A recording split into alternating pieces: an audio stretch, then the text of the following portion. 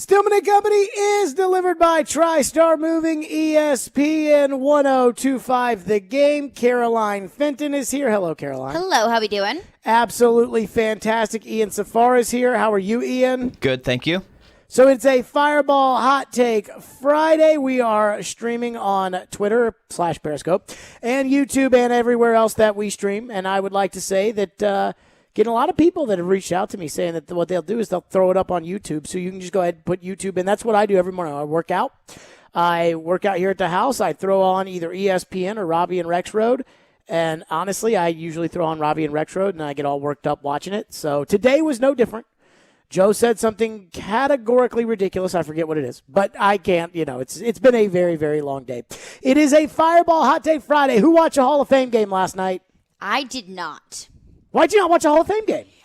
So I'm doing this new thing where I try a new restaurant every week, and that is what I did last night instead of watching the Hall of Fame game. Sometimes I need like a little bit of a sports break for a little bit. So you picked the one night of the week that a football game came on? Well, sometimes I feel like I'm drinking sports from You like don't a love fire the hydrant. NFL. You don't love the NFL. Okay. That's what it is. Don't give me that. I'm don't just turn saying. that around on me. Oh, I'm saying. Oh, if Caroline Fenn's going to come on the air and say that I don't love college took a football, mental health she night. she takes off the Hall of Fame game. I took a mental health night. I do love the NFL. I love the NFL, unlike you with college football, because I know that you absolutely detest it.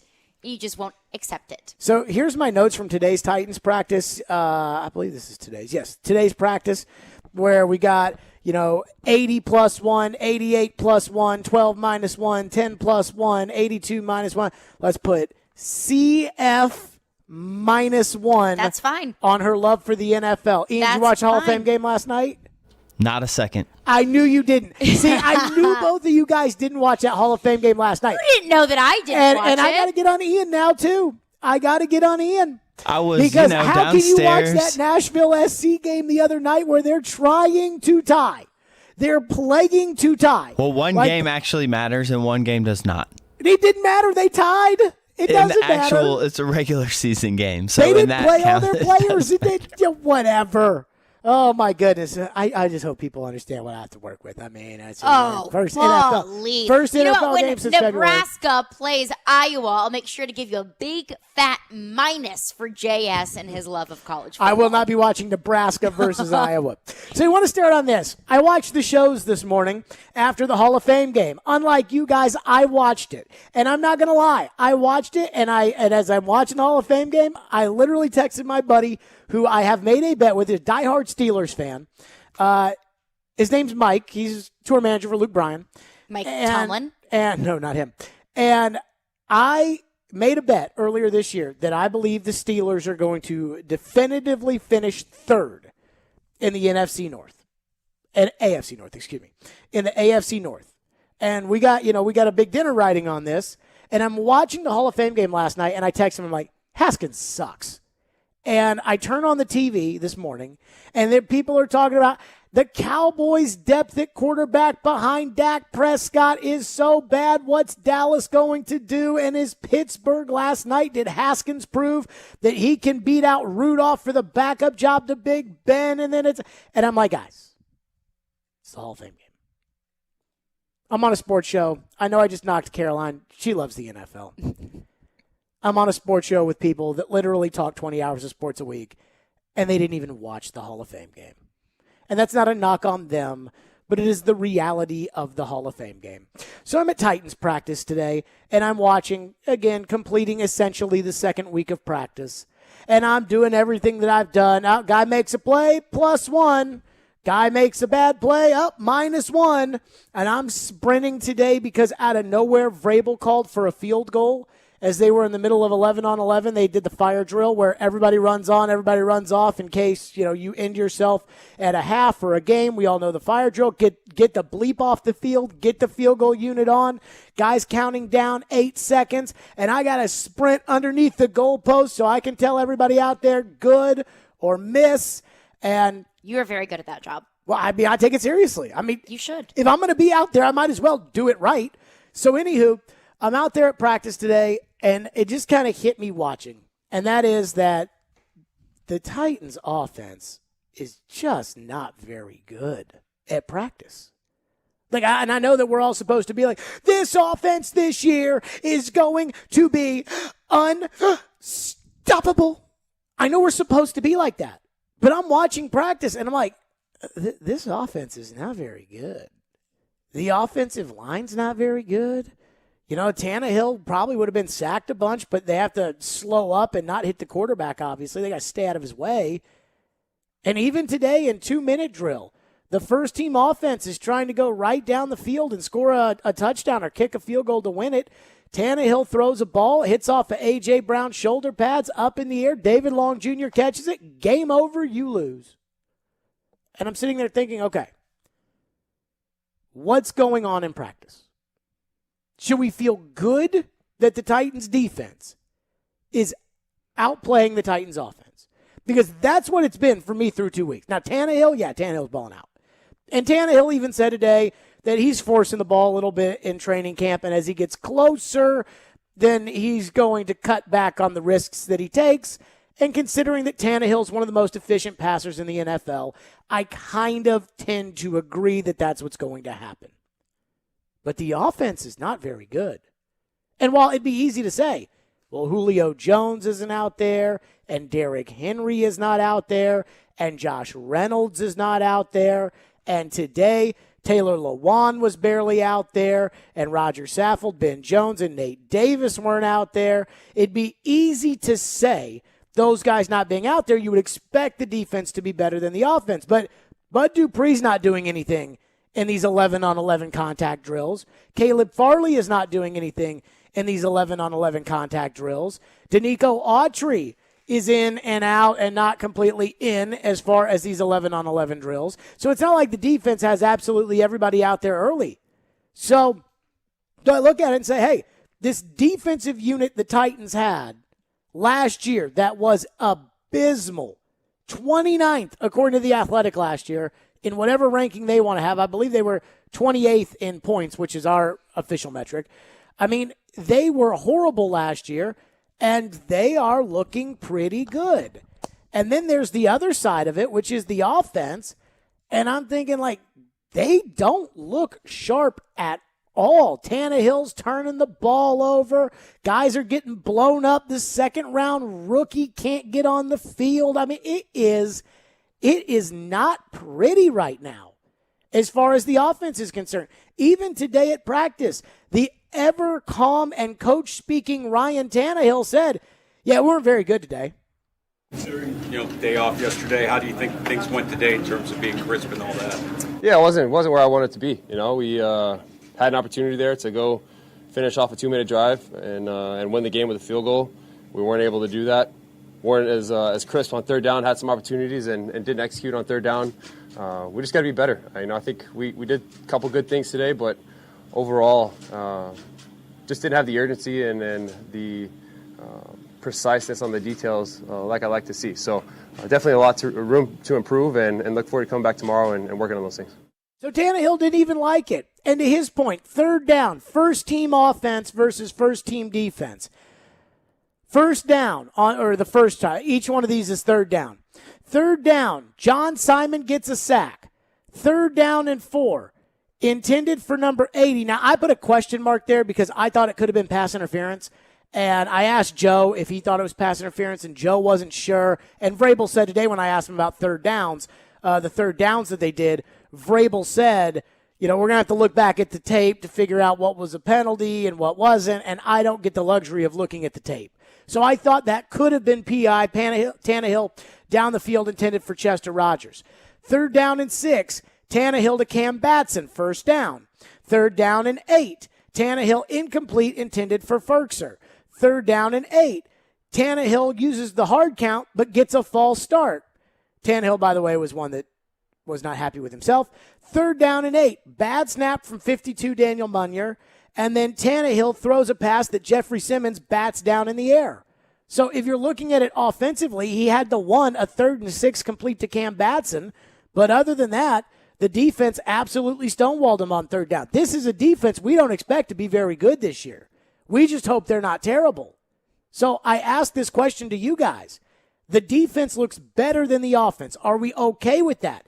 knowing what we think of the defense, knowing what we expect out of the offense, are we okay with it on August 6th, knowing there's not a game for another week, knowing there's not a real game for another month, but are we okay with it, or is there at least a little bit of worry that, hey, if you're going to practice, you might as well do it right, and if you're going to have this offense in which there are some question marks about Julio Jones's health, what do we know there? A new offensive coordinator. I mean, I think that I can look at it both ways, and I use the Hall of Fame game as the example.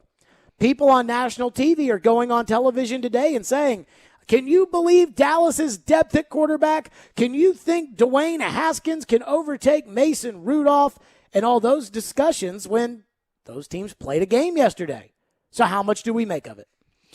I'm not obsessed with the idea that the offense isn't necessarily where it wants to be right now, where Ryan Tannehill wants it to be right now, but I also have to remind myself that it's August 6th and that Julio Jones isn't out there going 100% right now, that there are still some question marks on the offensive line. There are guys who are getting plugged and played in there, and that Taylor Lewan will return when it comes to game time. So while I'm not obsessed with the idea, while it does make me worry, I have to remind myself that it is August 6th. And I do also have to remind myself that that is a little bit encouraging about the defense. So, see, this is the thing, though. You're basically brushing off the bad of the offense, but excited about the good of the defense. I'm not brushing off the bad of the offense. I mean, it still concerns me, and it still concerns me that, I mean, we are about a month away, and it concerns me that there could be, like, this could be the identity of the offense, that it's not just like training camp woes, that this could actually be the identity of the offense. That concerns me that possibility is there. Ian, are you concerned of the fact that the offense really doesn't look very good? I lean more towards Caroline. I'm not that worried yet. There's still lots of time. I mean, over a month until the start of the regular season. And you pretty much said most of the players that they will be relying on offense are not in, especially today, right? How many offensive linemen were out? I mean, I can't. Dylan Radins, who I don't even think right now, if they played a game tomorrow, would be active. Dylan Radins was out there when Tannehill was out there. So we might I'm not going have to tell you where he was, but I'm going to tell you he was out there when Tannehill was out there. Mm-hmm. So that gives you a sense of it. So we might have to take today with a little bit of a grain of salt. So they got into the 2-minute drill, and Tannehill got, I believe, one crack at it, and Logan Woodside got a crack at it. Tannehill complete to Ferkser for a gain of 9. Tannehill incomplete, intended for Chester Rogers, though there was a hit to the helmet there, and I thought they could have called it. False start, which brought up a 3rd and 6. Tannehill complete to Cam Batson for a big gain. Tannehill complete to A.J. Brown for a gain of 11, 17 seconds on the clock. Tannehill throws one to A.J. Brown off the shoulder pad, tipped into the air, intercepted by David Long Jr. To which point, Vrabel then immediately called roughing the passer, which is obviously impossible in a drill where you're not allowed to hit the quarterback. Vrabel called roughing the passer. And I said to somebody there, I go, Lord help us if that defense gets a game-winning interception and there is a roughing the passer. Lord help us on Titans Monday, because I'm going to be just all over the wall the next day. So Vrabel calls roughing the passer. They bring out Tucker McCann, who missed wide to the right. Now, he kicked on – I'm trying to describe this. They have 2 sets of goalposts. They have your normal goalpost, which is on the far end, where I believe McCann was perfect today. I can check my notes. I think McCann was perfect today, and Ficken missed one wide right. But then they have, like, these shorter goalposts where you can see what the outside would be like, but it's in narrower to kind of make it tougher. And he definitely missed on kind of the narrower field goal post. Would it have been good on a regular one? I don't think so. So not a good sign. With that 2-minute drill. I mean, the offense just doesn't look very good. And the defense, I will give the defense credit. The defense looks like they are communicating better. It looks like everybody kind of fits a role. They're not perfect. The defense makes mistakes. And again, you can't hit the quarterback. So if you can't hit the quarterback, which is the biggest problem the Tennessee Titans have, I don't know if you're going to be any good. Bud Dupree was out there today, but he's not going to hit the quarterback, and he's not doing any of the big-time drills that would give us an idea. I'm just a little concerned right now. I'm just a little concerned that this great offense that we are just putting our hopes on so far at practice hasn't completely been there. 615-737-1025. We'll get your reaction to it. And I understand you guys can't see what I'm seeing at practice. You guys have to listen to what I say or Jim Wyatt writes or Joe Rexroad says on Robbie and Rexroad. You're going to have to do that. But right now, the offense, you heard from Tannehill. He did not like what they did today. 615-737-1025 is our phone number, 615-737-1025. And again, I know it's practice. And unlike, say, a Preds game, I've always had this bone to pick with people who cover the Predators sometimes, which is they'll tell you a Tuesday night game against St. Louis is a big game. Then they'll lose. I'll get worked up about it, and people will say, it's only one game. Well, you can't tell me it's a big game and then lose it and then be like, it's fine. Now, look, it's practice. Like, it's not like the Titans are saying, hey, come to practice every day, Jared, and it is a big practice. I mean, they're not saying that. I'm the one who's at practice and investing my time to be there. So when I'm at practice, I expect to see good stuff. And you're practicing against yourself, so maybe it's good that it gives us a little hope for the defense. But I think I've seen now enough to say that I just don't feel as great about the offense as everybody else does, the way that we're supposed to feel. 615-737-1025. There is an element that I alluded to about the offense and the fact that the good players aren't out there. But is that a problem? We'll discuss next. Stillman and Company, Fireball Hot Take Friday. We're live from the Wholesaling Studio, powered by RumbleOn.com. It's ESPN 1025 The Game, and we're streaming on the Game Nashville app.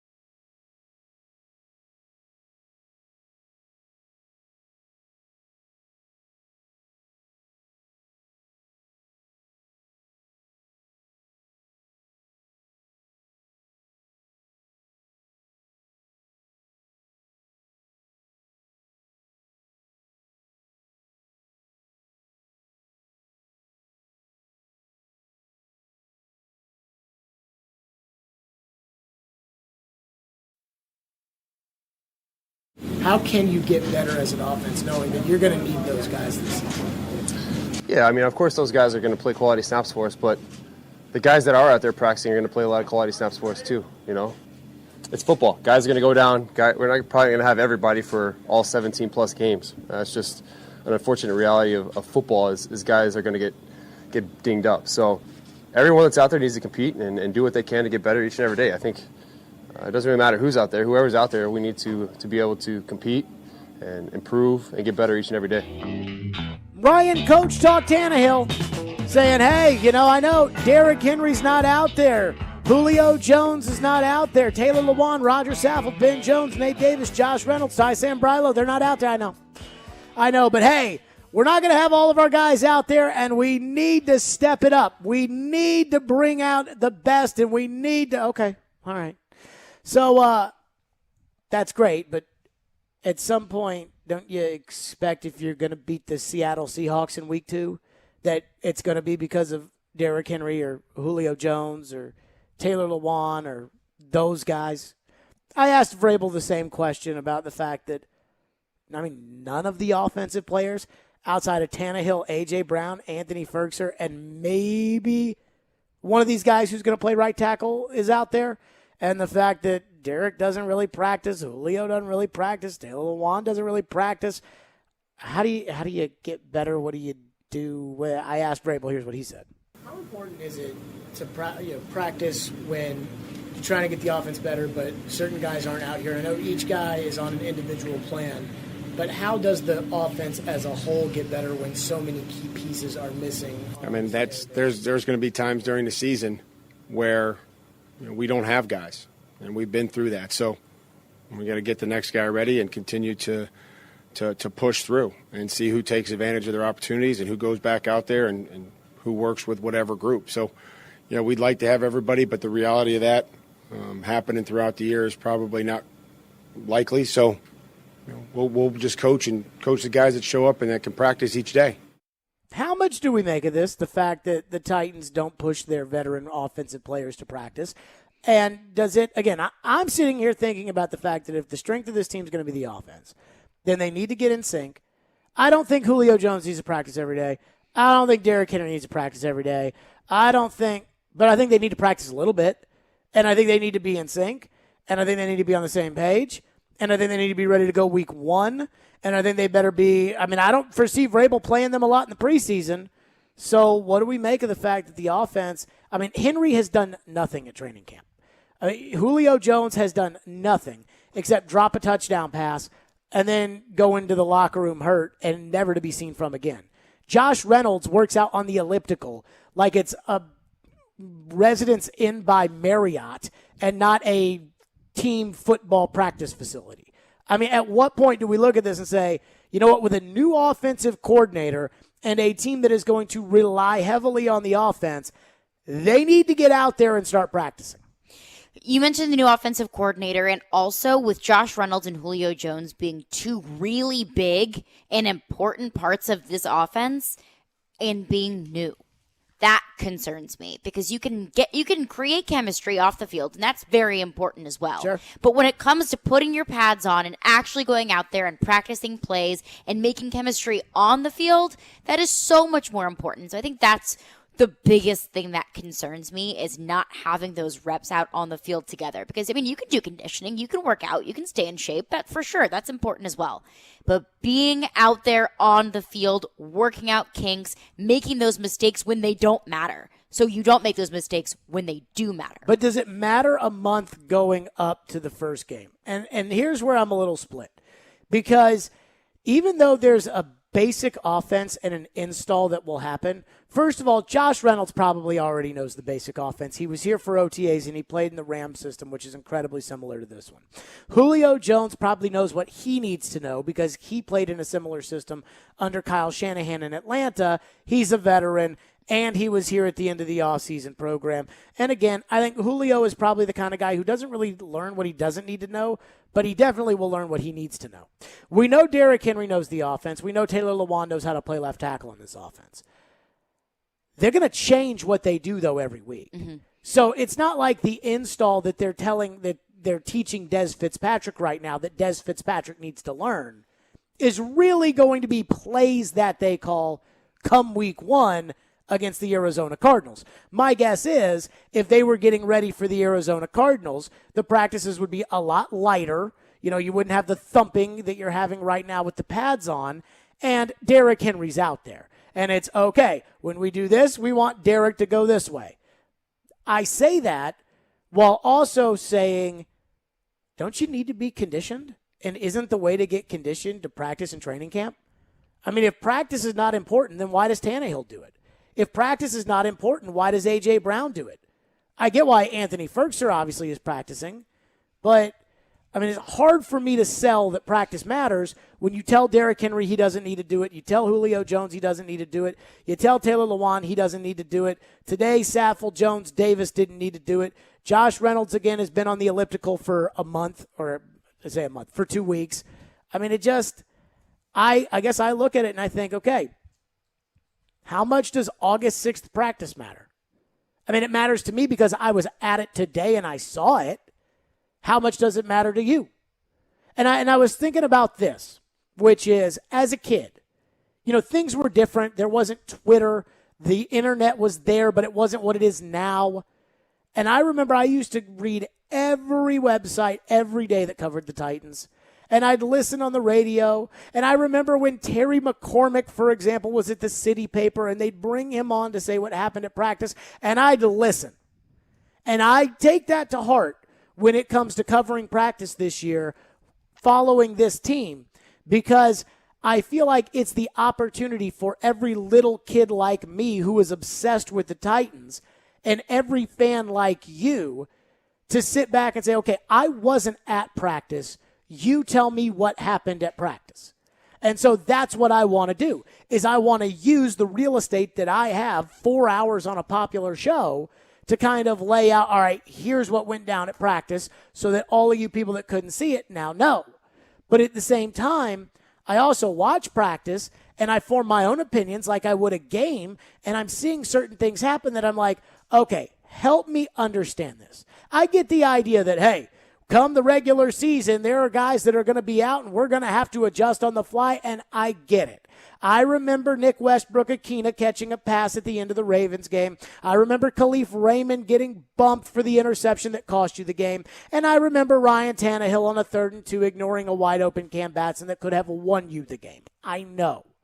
But at the same time, I look at this and think, if Henry's not out there and Julio's not out there and Lewan's not out there, are those guys really going to be ready to play week 1 against Arizona? Like, really be in shape to play the kind of football you want to play come week 1 against Arizona? That's all I'm saying. And that's where I think, I get it. Farley, coming off the back injury, you don't want to give him too much. And they give Farley a little bit more every day. Dupree, coming off the knee injury, didn't really do a lot today. I get it. You want Dupree to kind of come back and do a little. But, I mean, to trade a second-round pick and take on a $15 million contract and then have the guy barely practice?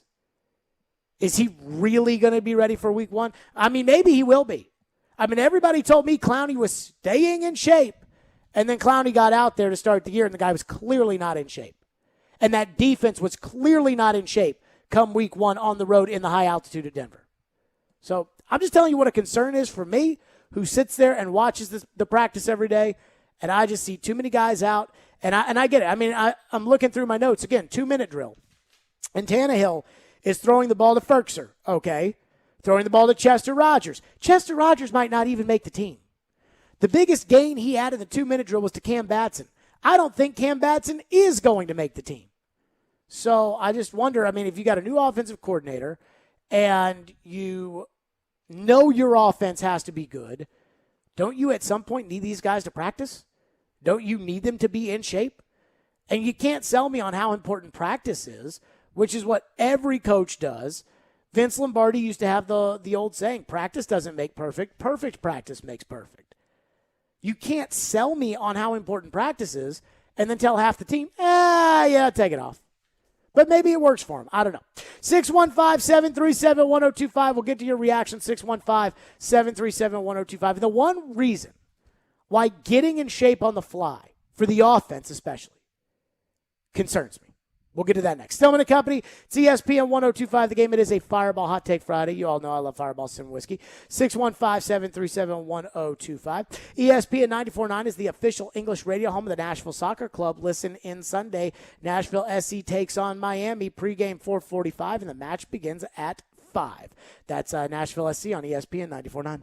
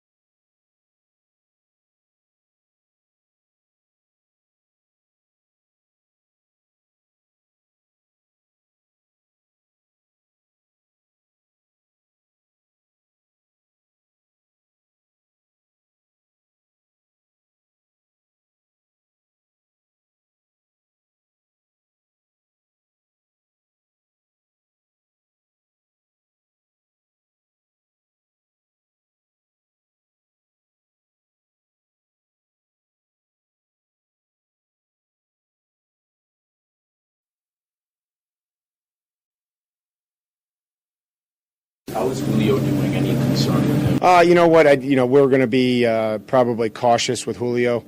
So the Julio watch, will continue.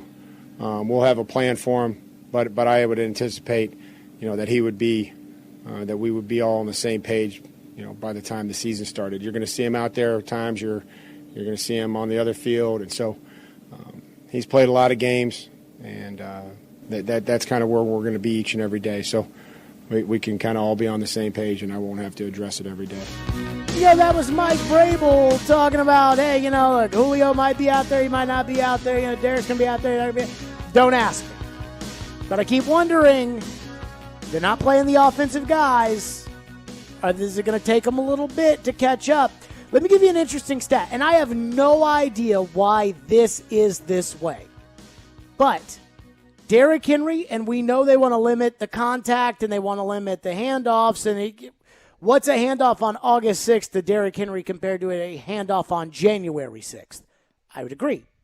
But Derrick Henry is traditionally a slow starter. Yards after contact, we would agree. Derrick Henry, yards after contact is a big deal for him. That's probably what makes him one of the best running backs in the league, is the fact that you give it to that big body and one guy's got a shot at him and Derrick's going to knock that guy over, or he's going to slide away from that guy, or he's not going to give you a clean shot at him. Yards after contact, I think, is a pretty big stat when it comes to Derrick Henry.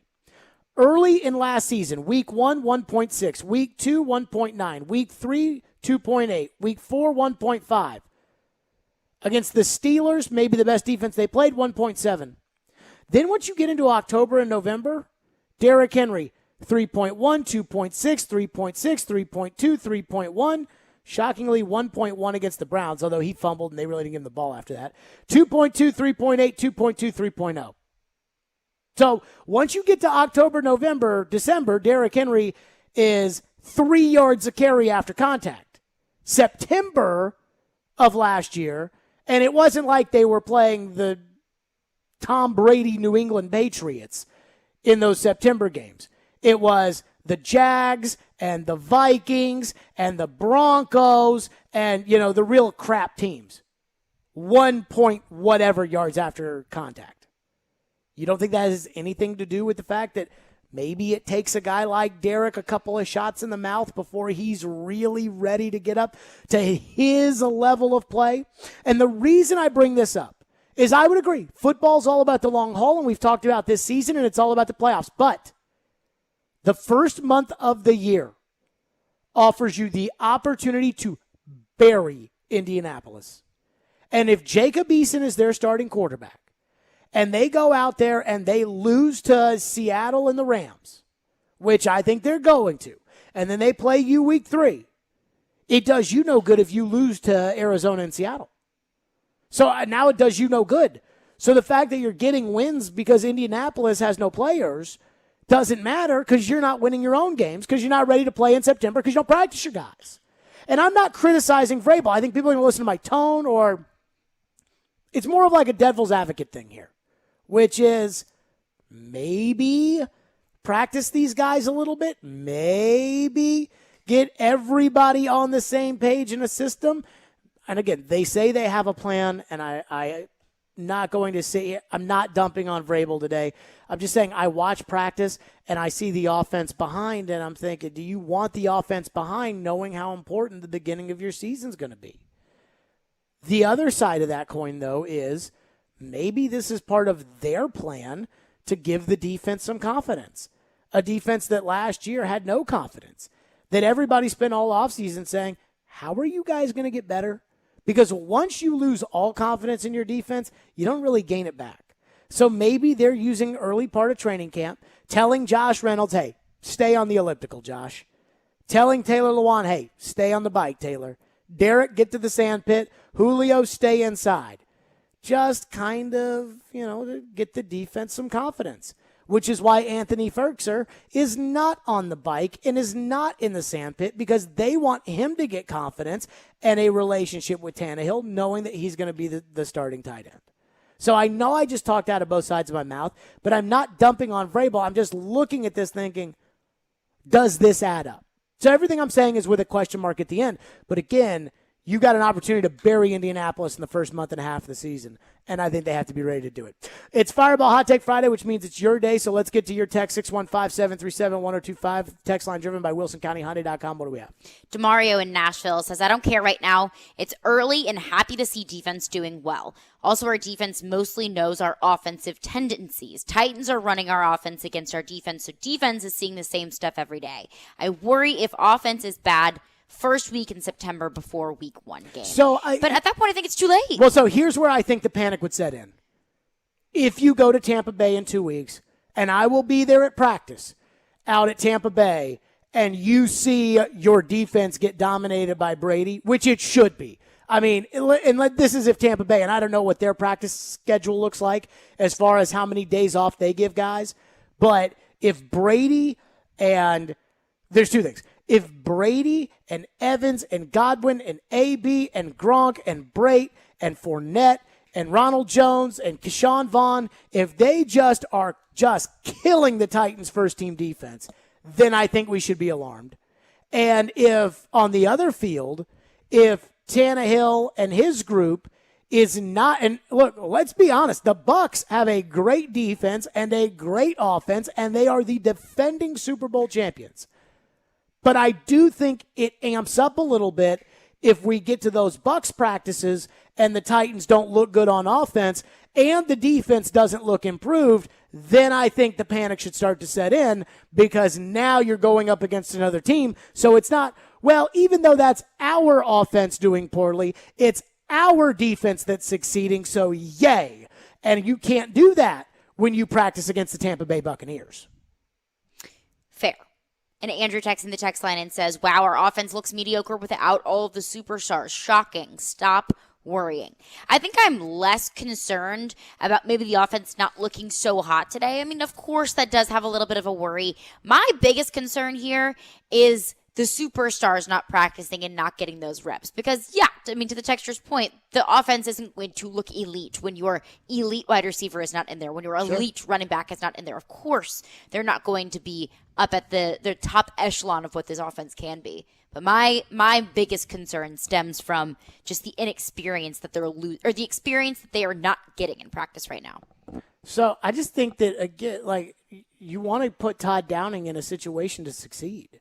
I mean, last year, the way it played out with Clowney, that was not conducive to helping Shane Bowen succeed. To wait it out until the very end and then sign Clowney right before the first game, maybe it saved you a couple of $1 million, but Clowney was out of shape and he wasn't ready for what you threw at him.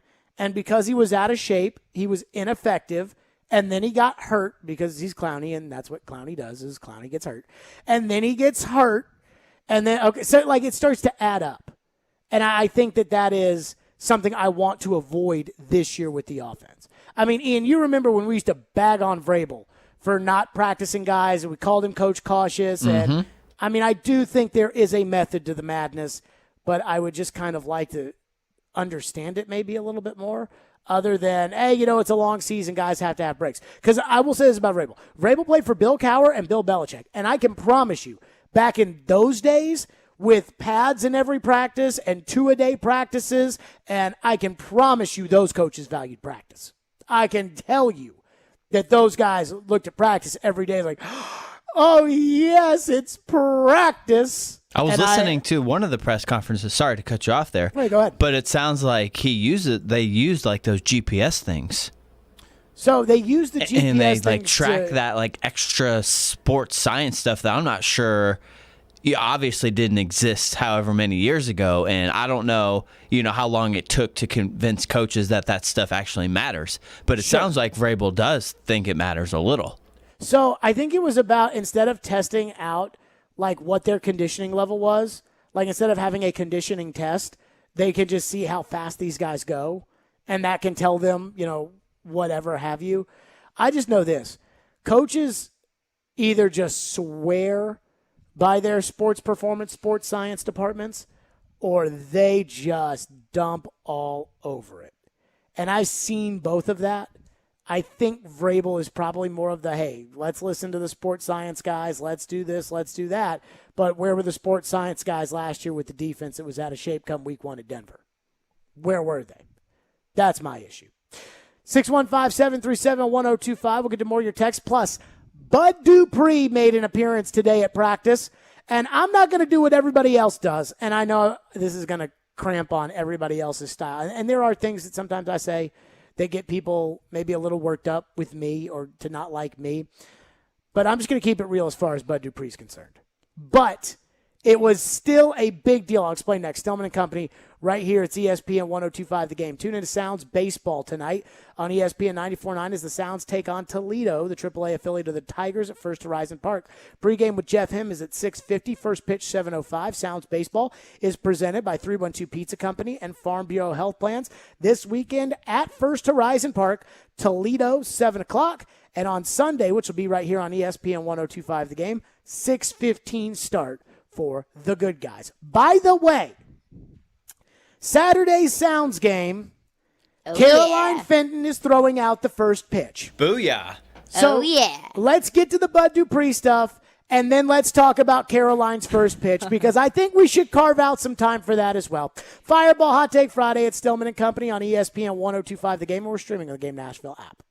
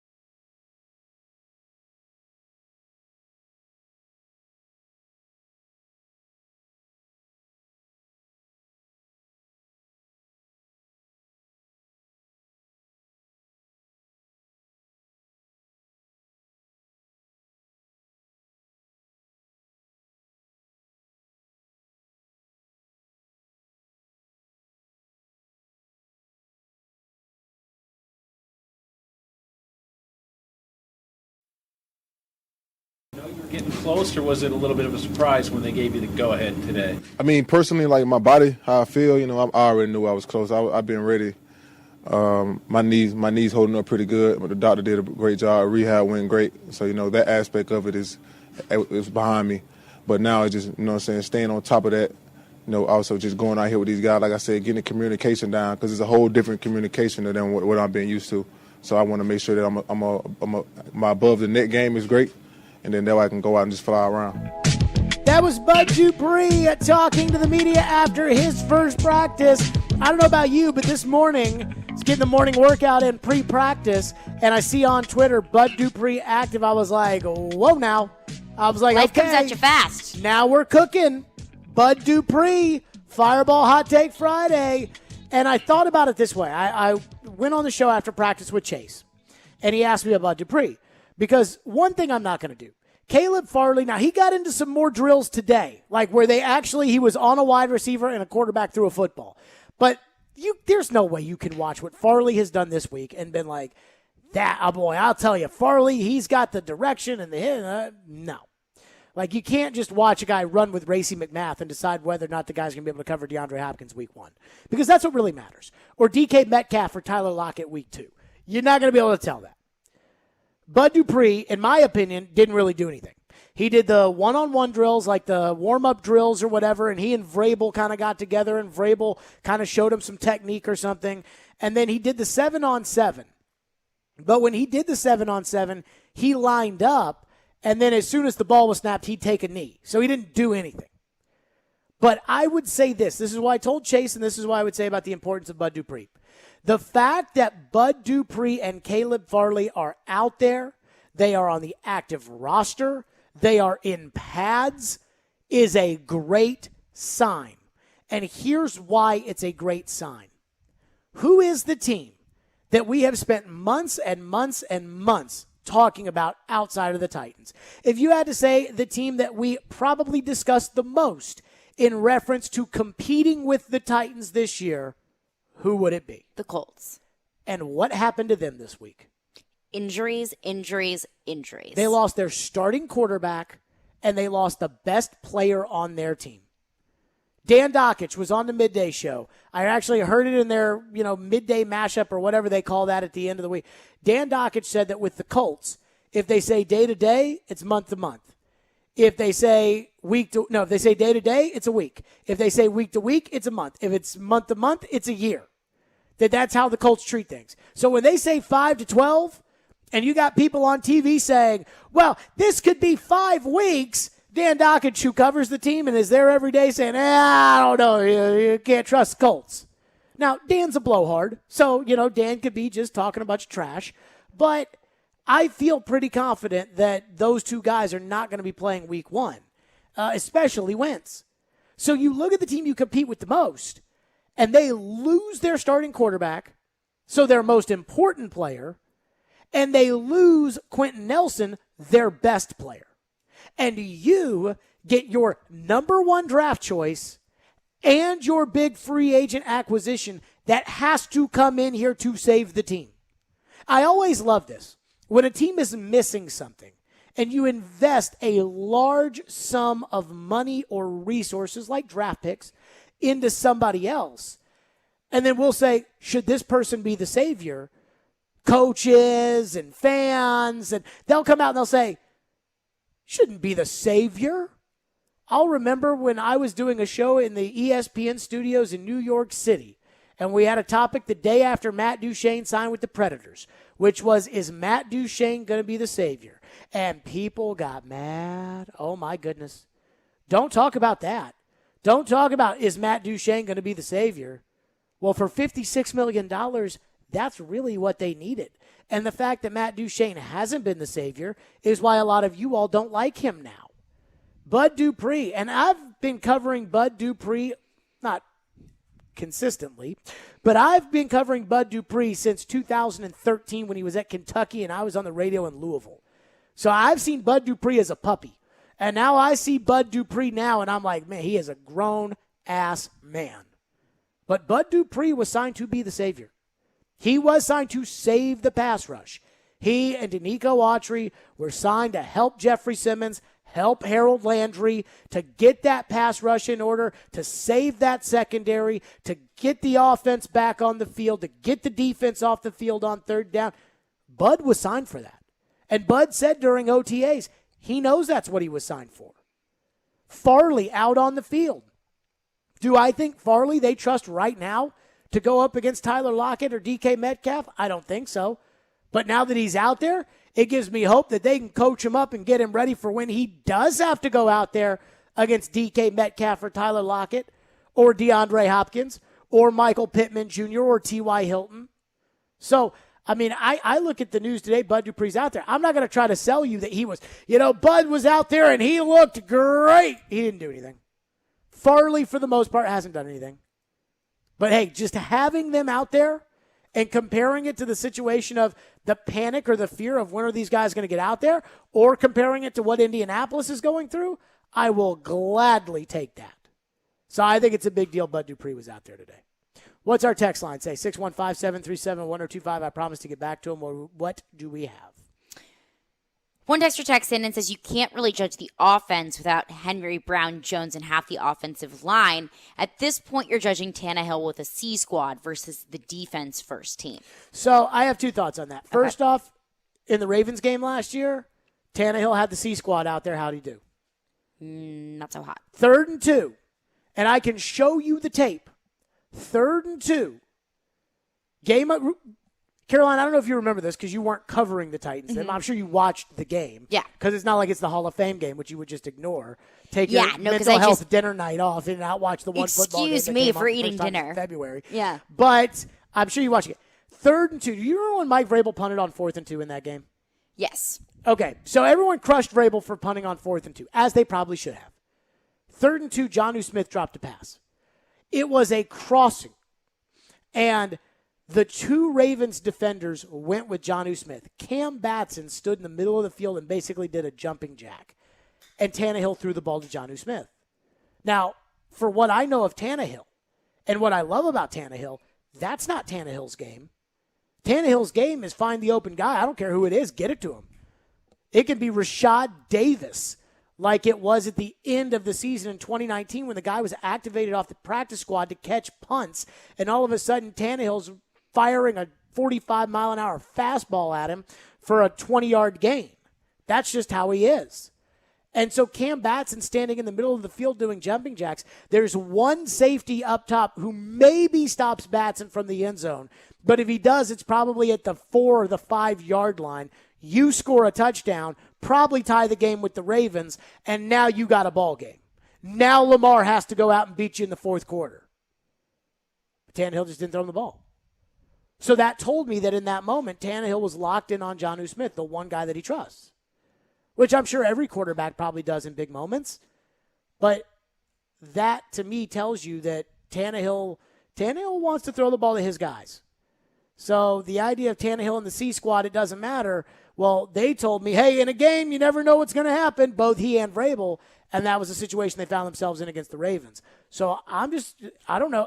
Is Julio hurt? Nobody knows if Julio's healthy.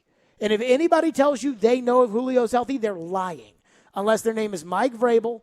I saw it like NFL Network. It said, Ian Rappaport updates us on Julio Jones. Ian Rappaport doesn't know. By the way, I do love it. So Ian Rappaport got yelled at by Vrabel today because Taylor Lewan was on the bike, and Rappaport went over and was like talking to him, and Vrabel saw it. And, Vrabel was not very happy. Get away from him.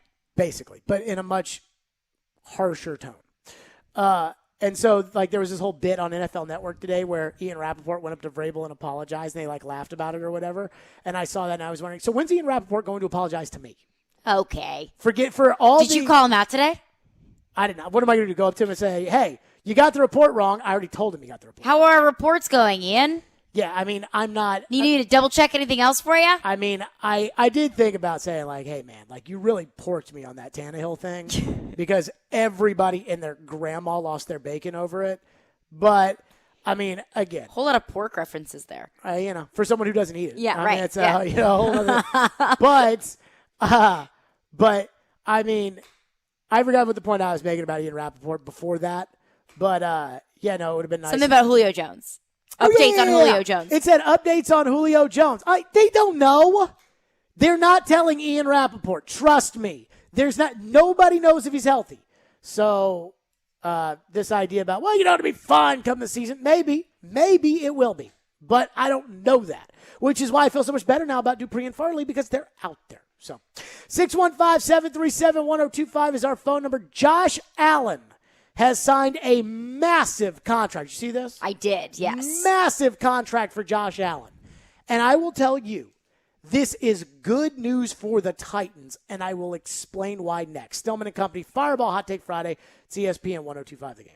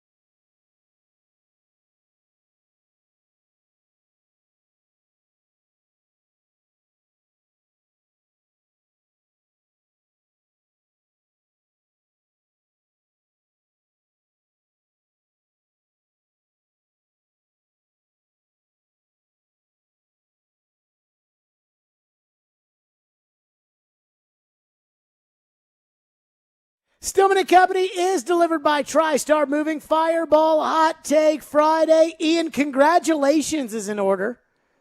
To Caroline Fenton. Oh, okay.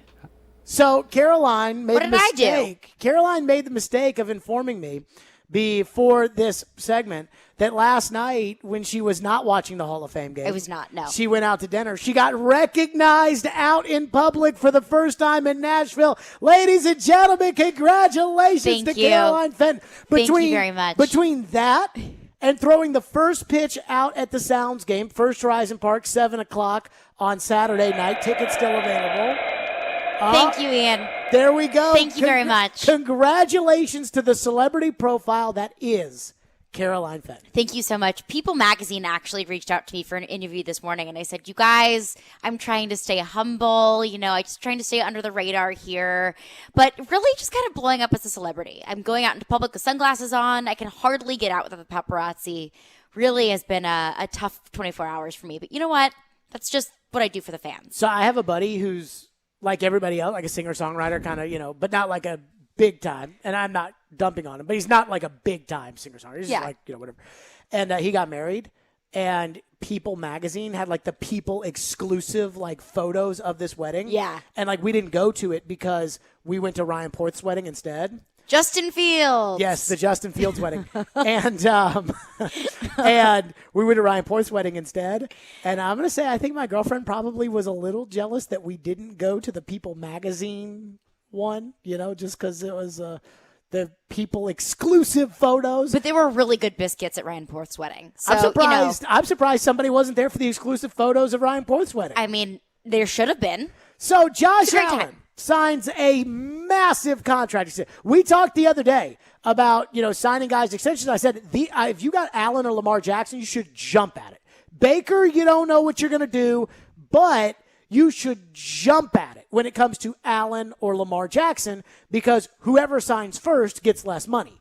So if you sign today and you get $43 million a year like what Josh Allen got, I'm going to then want to sign tomorrow and I'm going to want 43.5. I learned this when like Eli Manning signed a contract and that was the highest in the history of football.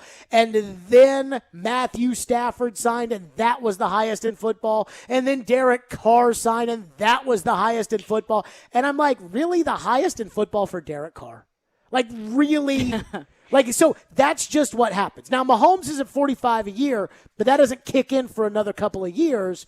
But so Watson is 40 and Dak is 40 and now Allen is 43 and Jackson's probably going to be 43.5. And then the one that comes after that, whomever it is probably going to be 44 and it's just going to continue. And then the cap's going to go up and then the next one's going to be 50. And that's exactly what's going to happen with quarterbacks. You pay your quarterback, Ryan Tannehill, $29.5 million on average. Now, if there's anything I learned with Floyd, it was that you can manipulate the cap number however you want to.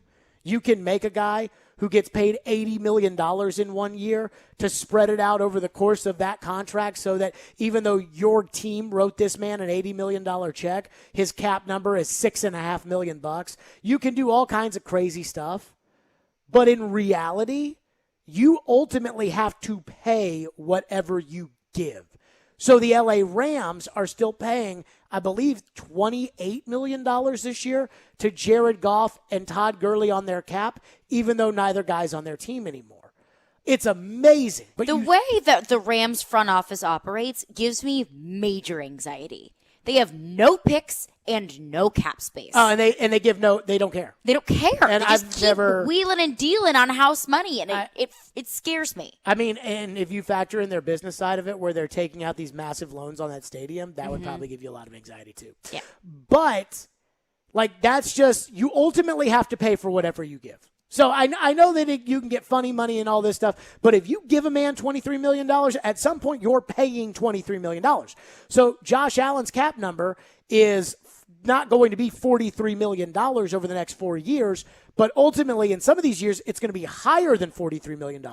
Like Tannehill's 29.5 average, in a couple of years it's going to be 32, and it's going to be 36, and so that's what happens. And the reason I bring this up is because now the Buffalo Bills, they can't go sign another Stephon Diggs. Their defense dropped off. They had a great defense 2 years ago. Their defense fell back significantly last year. Now, their offense took huge strides, but they're not going to be able to go out and add premium defensive players. They're not going to be able to sign a $7 million anti-vaxxing slot receiver like Cole Beasley again. So you better hit on your draft picks now because you're not going to fix your offensive line. You're not going to be able to go out there and make big adjustments. You might have one or two guys that you can bring in and you can pay big money to if you're Buffalo going forward, but that's it. I've talked about Kansas City. Now, I still don't totally I still don't totally know how they've worked around the cap, but part of it is the Mahomes contract hasn't kicked in yet. But at some point, once you sign your quarterback, everybody else has to go away. Aaron Rodgers has won Super Bowl. You know when he won it? On his rookie contract. Russell Wilson has won Super Bowl. Guess when he won that one? On his rookie contract. Tom Brady has 7 Super Bowls, but guess what he does? He takes less. Brady takes $25 million a year. Josh Allen gets 43. There's a big difference. Remember when Bill O'Brien made all those win now moves in Houston? He adds Laramie Tunzel and then has to pay him a fortune. They sign all these guys to big contracts like Randall Cobb and Brandon Cooks. And once they sign Deshaun Watson, goodbye DeAndre. Goodbye JJ. You just can't build your team anymore once you sign the quarterback to a massive contract. I still don't know how Kansas City's figured it out because they're paying Frank Clark, Chris Jones, Travis Kelce, and Patrick Mahomes. But next year when it's time to pay Tyreek Hill, I'm not sure he'll be there. That's how a salary cap works. And while I don't think Tannehill is a better quarterback than Josh Allen, I'd rather have Tannehill at $29.5 million than Josh Allen at 43 when I have to say goodbye to Stephon Diggs.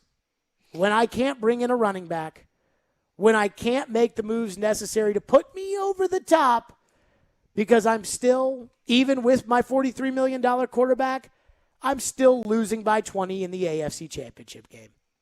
So good luck to the Ravens when they sign Lamar, and good luck to the Bills with this Josh Allen contract, and even good luck to the Chiefs when the Mahomes deal kicks in and these guys have to go away. Because I've seen it. I saw it in Seattle with Russell. I saw it in Green Bay with Aaron. I saw it in Baltimore with Joe Flacco, and once he got paid and they had to tear that team apart. So the truth is, you pay the quarterback, it's a lot harder to win. And when you pay the quarterback, it better be Manning. It better be Mahomes. We'll see what they look like when that contract kicks in. But remember, he won his on his rookie contract. Baltimore went 14-2 on Lamar's rookie contract. So just keep that in mind as far as the Josh Allen contract's concerned. But my question is, at what point is it just extending a quarterback and then kind of setting up your team, I don't want to say for failure, but maybe for not as much success down the road once you get to the end of that? And how much is it capitalizing on a window that the Bills potentially could have to win the Super Bowl? Well, Josh Allen's the best quarterback they've had since Jim Kelly. Right. So they don't have a choice. Stephon Diggs is there through 2025, I want to say. But they don't have a choice, though. Like, as far as signing Josh Allen to this contract. And if the Titans if Mariota had made it, they'd have no choice but to give Mariota the money. But the thing that I remember this when I first started working with Floyd, and Russell Wilson was going to need a new contract in Seattle. And he said the second that they sign him, Marshawn Lynch has to go. And he said Marshawn Lynch is infinitely more important to what they do than Russell Wilson. And I said, so then why would you sign? So would you sign Wilson? He goes, yep. I go, why? He goes, quarterback. So you don't have the choice. Like, you have to sign the quarterback. But once you sign the quarterback, now you're in trouble. I'll give you another example. Steve McNair. He made it to the Super Bowl in his 5th year. Guess how many years a rookie contract is? 5 years. It eventually catches up to you. You know what happened after that Super Bowl season? Eddie George signed a contract extension. Guess what happened the next year? Goodbye, Yancey Thigpen. Goodbye, Carl Pickens. Goodbye, Lorenzo Neal, maybe the best blocking fullback in the NFL. Goodbye. The next year, goodbye, Blaine Bishop. Goodbye, Chris Sanders. That's what happens. So, and the Titans are certainly in a similar situation. They had to allocate money for Henry and Mariota. Mariota didn't make it. They gave the money to Tannehill. Goodbye, Jack Conklin. Goodbye, Logan Ryan. Goodbye, Jarrell Casey. I mean, it certainly happens. Corey Curtis, News 2, will join us next. His reactions from what he's seen at Titans camp. What does he think about some of the moves they've made? He'll be on the call next week when the Titans kick off the preseason. Corey Curtis, News 2, joins us next. Stillman and Company, we're live from the wholesaling studio, powered by RumbleOn.com on a Fireball Hot Take Friday. It's ESPN 1025 The Game. And let's give away some James Taylor tickets while we're at it. Be caller 5 right now at 615-737-1025, and you'll win a pair of tickets to see James Taylor at Bridgestone Arena on Monday, August 16th. 615-737-1025 is that phone number. Corey Curtis next. It's ESPN 1025 The Game.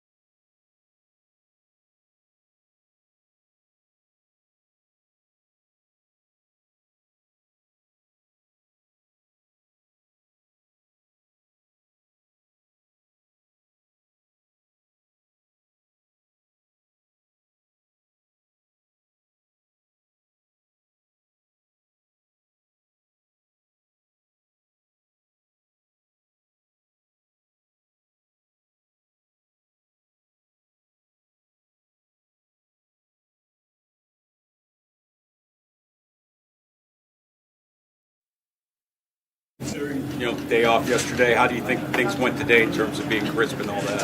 Yeah, it wasn't where I wanted to be. We had an opportunity there to go finish off a 2-minute drive and win the game with a field goal. We weren't able to do that. Weren't as crisp on third down. Had some opportunities and didn't execute on third down. We just got to be better. I think we did a couple good things today, but overall, just didn't have the urgency and the preciseness on the details like I like to see. So definitely a lot room to improve and look forward to coming back tomorrow and working on those things. Ryan Tannehill not happy with today's practice, and as I came on to start the show today, I've been at pretty much all of them, and there is a lot left to see from the offense, a lot to be desired. That having been said, No Derrick Henry, no Julio Jones, no Taylor Lewan today, no Roger Saffold, Ben Jones, Nate Davis, no Josh Reynolds. We don't know who's going to play right tackle. So it is somewhat understanding that the offense would be behind, but Tannehill's not happy about it. Corey Curtis joins us now on a Fireball Hot Take Friday from News 2. So, Corey, you were out at practice the other day. You know, the offense is a little bit behind the defense. What do we make of that? Tannehill's still not happy with it, although I don't think he's panicking. What do you make of it as next week becomes kind of a game prep week as they get ready for Atlanta? Well, as you talked about, they're kind of going into a gunfight with a spoon. When you talk about all the guys they're not going in with. So, you know, the defense should be ahead of them. Still, there is a rhythm, a pace, a timing that I'm sure that they want to have no matter who the guys are that are out there. And for Tannehill, it's you know, we know how frustrating it is for backup quarterbacks because they're working with guys who aren't the guys, and so they don't get necessarily the same looks. And I think Tannehill probably going through a little bit of that right now. What do you think of the Titans this early stage in preseason? And, you know, you would probably have a different look at it than I do because, well, for one, you've been doing this a lot longer than I have, but you're going to be on the call next Friday night with Charles Davis and company on the sidelines. And the guys that are going to play in that game are the guys we see out at the practice field here, whereas I look at practice and I see a 2-minute drill and a ball off of A.J. Brown shoulder pads into the arms of David Long Jr., and I'm thinking that could cost you a game. You know, that kind of thing could cost you a game, whereas we know at training camp there are good things and bad things, and they got to work through them, and they're certainly not a finished product getting ready for the Arizona Cardinals, Corey. So you're asking me what I see? Yes. You know, look, I think expectations are raised. You know, we expect to see an offense that scored 30 points a game last year, adding Julio Jones, and we expect them to be even better. But like we talked about, we're not seeing those guys. We're seeing a lot of second and third teamers, and I expect to see a subpar product from second and third teamers, and so that's kind of what we're seeing. Now, I know you said a ball, I guess, bounced off Julio or A.J. Brown today. I don't worry about that. I don't worry about A.J. Brown. I wouldn't get too up in the air. And they've also only had pads on for 3 days. Now, I guess that sounds like a lot of excuse making. I think when the sample size gets bigger, like a week and a half from now, if we're still seeing a lot of the same things, I think there's probably a little bit more reason for concern. But right now, with the people that are out there, not to say those people can't play better because they can and they need to, you know, we're seeing what you expect to see, which is an imperfect product from players who aren't starters. Mm-hmm. Corey Curtis, News 2 is our guest. Are you buying what the defense is selling, that they have improved and that this year they will not be the defense they were last year? I'm buying that they believe they're improved. I'm buying that they're doing the work to improve. I'm going to need to see it on the field before I believe they are improved. You know, do I think they're doing a lot of the right things? Yes. Do I think making Shane Bowen, naming him the defensive coordinator, is the right thing to do? If you're bringing him back, it absolutely is. So I think, you know, coaching-wise, they've handled it the right way. And I think, you know, the players who are returning clearly have a chip. And I think there's clearly been a vibe and energy on the defensive side of the ball. Because I think some of those guys, you know, like Kevin Byard, you know, a prideful guy, I think they're pretty embarrassed from last year. I think they're a motivated group, but I'm not going to believe they're better until I see it. So I was thinking about this today when I saw Bud Dupree on the practice field. He didn't do much. I mean, he was out there doing some drills, and then in the 7-on-7, they'd snap the ball and he'd take a knee, and that was pretty much it. But he and Farley are out there. And I said this in the last hour, which is I think it's a big deal that he and Farley are out there. And not only do I think it's a big deal, I think it's also a big deal when you compare it with what Indianapolis went through this week. So two guys we were banking on as far as defensive success this year. We were worried that they may not even make it to the field. They're now on the active roster. They're now wearing pads and participating at least a little bit in practice, whereas Indy lost their most important player and their best player, and that makes me feel really good, Corey. Yeah, well, no, I completely agree with you. You know, you're talking about one team loses, as you put it, their most important player and their best player, and you don't know when they're going to get back. And the Titans are getting back on the field the two most important additions to their defense that they were trying to rebuild. I mean, the guy that they spent a first-round pick on and the guy that they spent $16 million a year on. And getting them back now is hugely important because it does.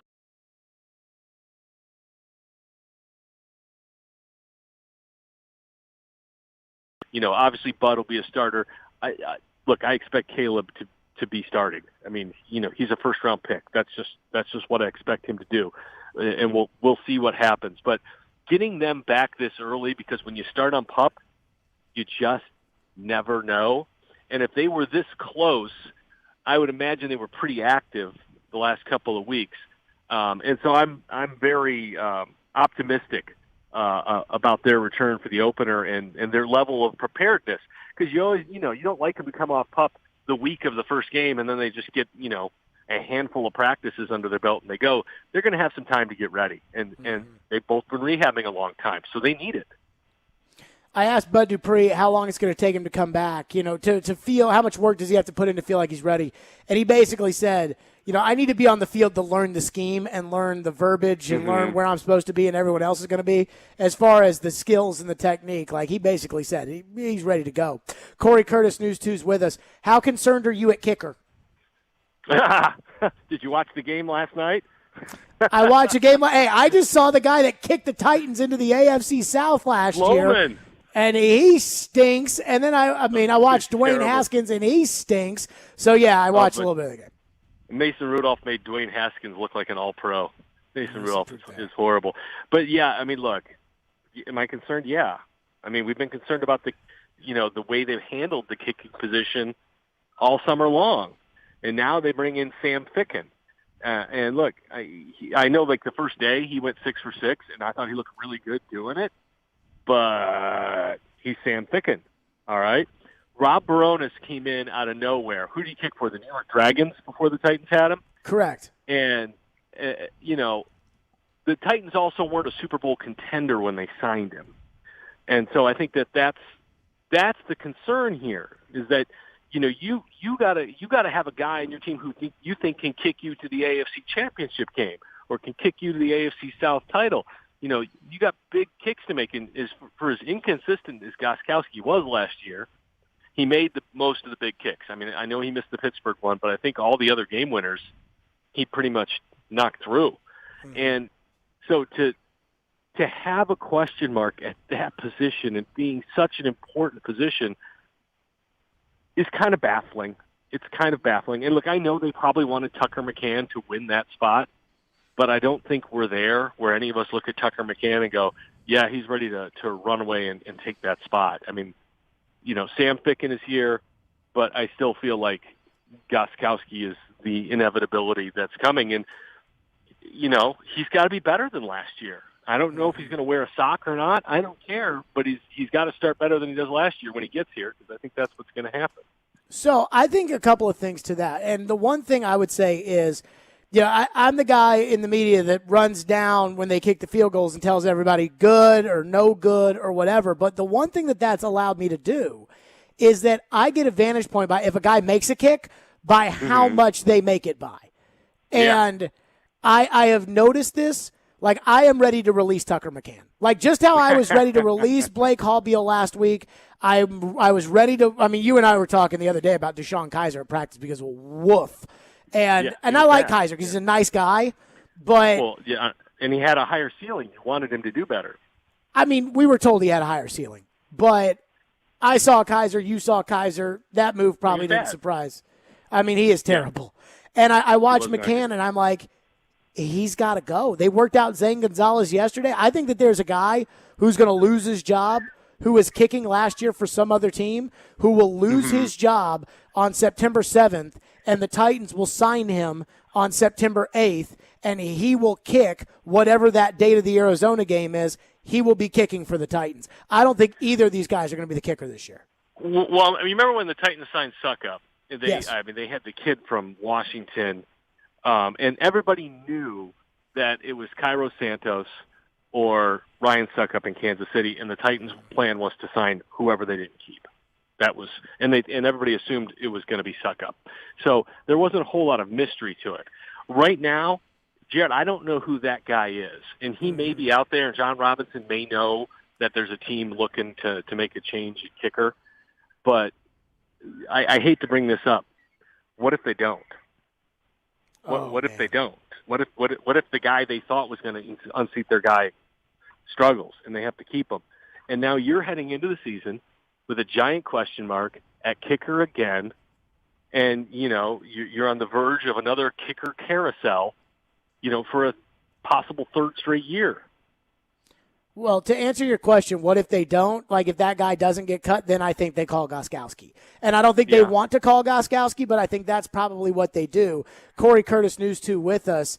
I would say this. One thought before we'll get to your hot take, which is Chris Ballard in Indianapolis gets all the credit in the world about how he's just the greatest general manager who ever lived, and he's the best drafter, and they've got the best system, and he's the best, and we should all kiss the football ground he's walked on. He's a 500 general manager. I think they've won one playoff game since he was there. They've had no plan since Andrew Luck retired. They had no plan at left tackle this year until they signed an injured Eric Fisher, and now they're looking and they are staring down the barrel of 1-4 or 0-5 with Jacob Eason as their starting quarterback. The reason I say this to you is we get on John Robinson a lot. And when I say we, I mean me.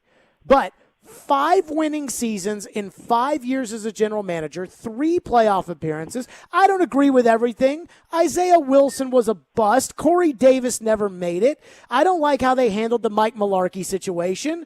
But at the end of the day, when we see all the praise Ballard gets and the situation he's put the Colts in, does that not kind of maybe open our eyes to Robinson to say, maybe JR is onto something and maybe he deserves a little bit more credit from us? Well, he deserves credit because he handled the quarterback situation the right way. He had a quarterback who had a hard time staying healthy, and he understood that the backup quarterback wasn't good enough to get him to the playoffs the year before. He had to improve that situation. I don't know how Chris Ballard went into this situation without a plan B, because there were 2 things that could possibly happen with Wentz. He could be hurt or he could not be any good. Those are 2 distinct possibilities that could happen with him. And to go in with no backup situation, to me, when you've got some comfortable cap space, is completely irresponsible. And look, the media nationally loves the Colts still because of the whole Peyton Manning era, and they dominated the division for 20 years. And so they're going to give them the benefit of the doubt for whatever reason. I don't know if it's their hideous marshmallow uniforms or what, but they're going to stick with them the whole way. But, I mean, look, Ballard's done a lot of good things, but the handling of this quarterback situation is a major gaffe. It's a major gaffe that could tank a season in which if they had a really good quarterback, they're challenging for something. But without it, now they're looking at picking possibly in the top 10, top 12. And it does lie on the general manager because he's the one who put them in this situation. Corey Curtis, News 2 is our guest. Fireball Hot Take Friday. What's your hot take this week, Corey? Well, I heard this was going to set you off, so I'm going to double down on it. I think Chris Ballard should trade for Marcus Mariota. Oh, my goodness. Kayla Anderson.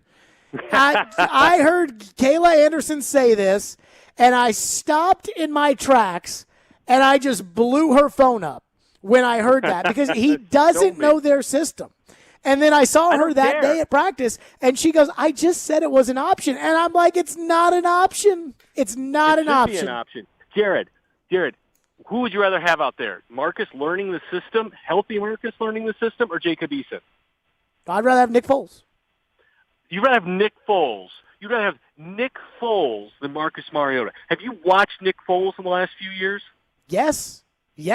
And I love Marcus. Remember, I love terrible. Marcus. He's terrible. Look, I'm a Bears fan.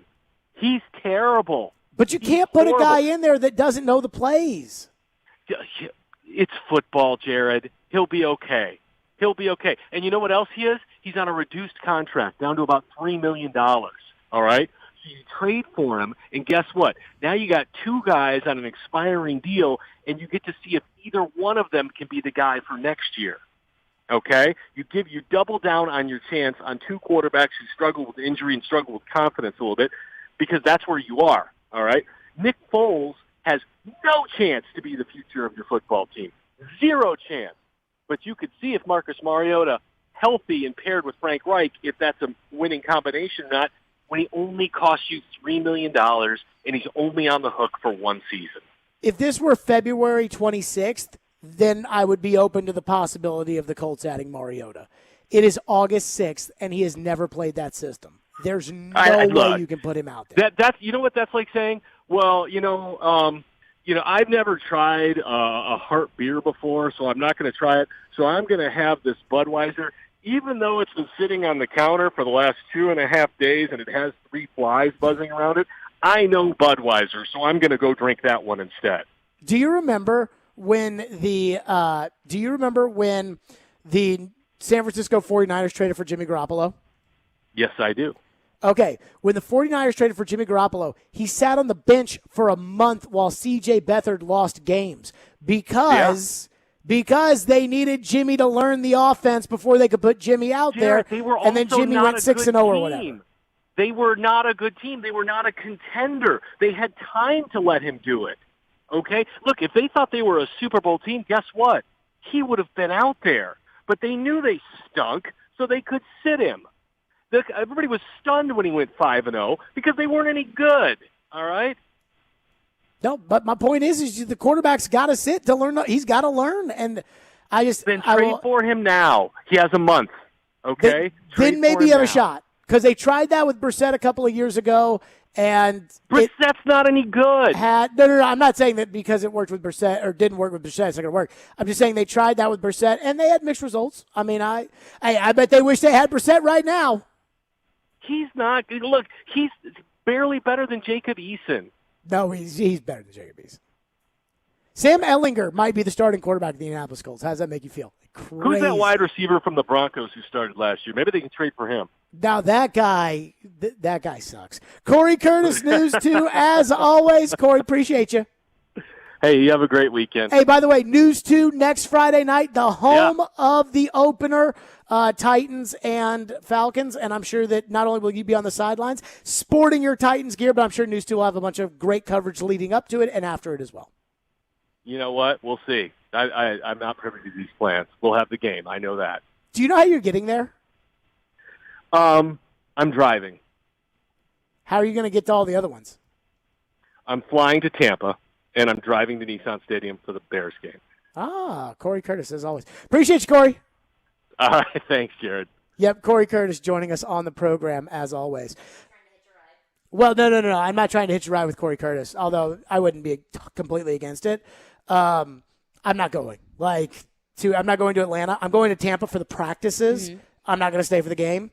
And I'm probably not going to make it to Nissan Stadium for that Bears game. I will be there. I think wrestling's on or something else is going on that day. Interesting how you're not going to go to that game, and I get all this stuff for not watching the Hall of Fame game. I can't remember the last preseason Titans game I attended in person. I'm excited. This is my first You know what? Titans That's wrong. game. I went. They played the Steelers 2 years ago, and it was Sunday Night Football in the preseason, and it was bad. Mariota basically got knocked out of the game, and it was a preseason game, so he got sacked twice. Vrabel just took him out because he was like, I'm not leaving him out there to get hurt. So they put Tannehill back in, or they put Tannehill in. So Tannehill had to play I think the entire first half. And I was like, why you take Marcus out? You got Now, of course, Tannehill's got him in the AFC Championship game, so who knows? 615-737-1025. We'll hit the headlines with Caroline. We'll do that coming up next. Fireball Hot Take Friday. Stillman and Company. It's ESPN 1025 The Game.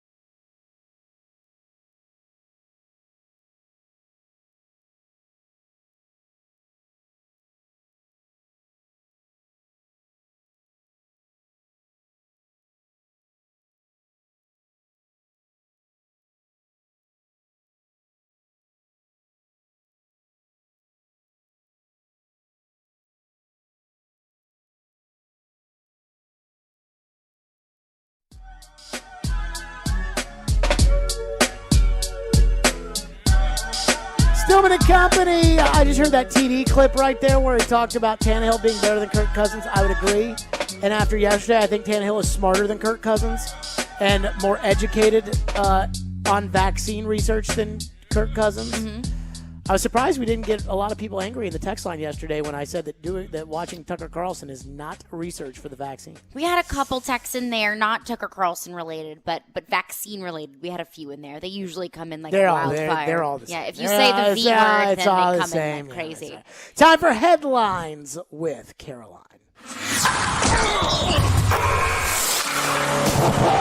We're spanning the sports world. It's Headlines with Caroline on Stillman and Company, right here on Nashville's best sports talk, ESPN 102.5 The Game and the Game Nashville app. First, say this, I haven't promoted it yet. 4 o'clock, I've got the starting 22 for the Titans. The 22 I think is going to start for the Titans. I haven't promoted that at all, but I'm very excited about it, so that's at 4 o'clock. Go ahead. You're feeling 22? I'm not the one feeling 22, but there is... Someone will be soon. We got some feeling 22. Go. So, Sinclair Broadcast Group is up to something. That is the broadcasting group that owns and oversees the Bally Sports Regional Network. So they are getting into what is called the direct-to-consumer side of things, which is basically just a really fancy way of saying live streaming. So they have a very broad vision for what they want their DTC or live streaming to look like. They want consumers to be able to buy individual streams, which would be huge because now you buy the network and you're able to stream whatever games are on that network. But this would give sports fans the ability to pay for one game, kind of similar to how you watch fights, for example, a pay-per-view type of subscription. And it would also provide fans the ability to bet in live time. So the stream would be the game, and then you would have live betting lines on the side, and you can bet directly there. So it's almost like a live game / sports book experience all in one and all from home. So that is really cool. So I think Sinclair, this was their vision the whole time, with not necessarily the live streaming, but the ability to bet with their app, the Bally Sports app. That's why it's a great way to monopolize your game. Sure, and that's why they sold their naming rights to Bally's, which is a casino company. Right. I think that here's the thing, though, that I worry about with Sinclair doing this is, if you have Bally Sports, you pay a lot of money for that. Like in your cable bill, Comcast, DirecTV, like there's a reason why YouTube TV doesn't want it because it's so expensive and YouTube TV wants to be cheaper. Hulu Live wants to be cheaper than actual cable. And so there's a big drawback there. Well, I can't imagine Comcast is going to be okay with me saying, I'm not going to have to buy cable, so I'm just going to buy the channel directly. And that Comcast or DirecTV are these big cable companies that offer this product. I can't imagine them saying, okay, we feel comfortable paying $11 a month to you in order for all of our consumers to have to buy your channel when people can just buy it without buying us. I see there being a little bit of a hiccup there that I've never totally understood. I do see where you're coming from, but I do think that the people who have cable, they're not getting rid of cable, but there are increasingly more and more people who have no interest in getting cable and would go without even watching the game that they want to watch rather than getting cable to watch Bally Sports. Right, but then I don't need your channel. So, like, if the people who want to watch the Preds are going to pay $11 a month to watch the Preds, then I don't need your channel anymore, and I don't need to pay you $11 a month to put the Preds on there when I can just take it off. And those people can then just go buy the Preds. And then how many people, like being serious here, and no disrespect, how many people have Comcast cable in Nashville that don't give two poops about the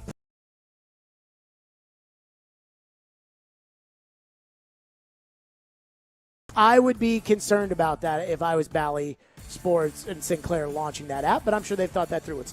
Well, and I do also think they would start with big things, like start with the Super Bowl, start with the College Football National Championship, so things that people would buy one by one rather than as a package. No, they're not going to give the rights to Sinclair to stream that. No. But I'm saying like big events like that where people would pay to just watch one. UFC, for example.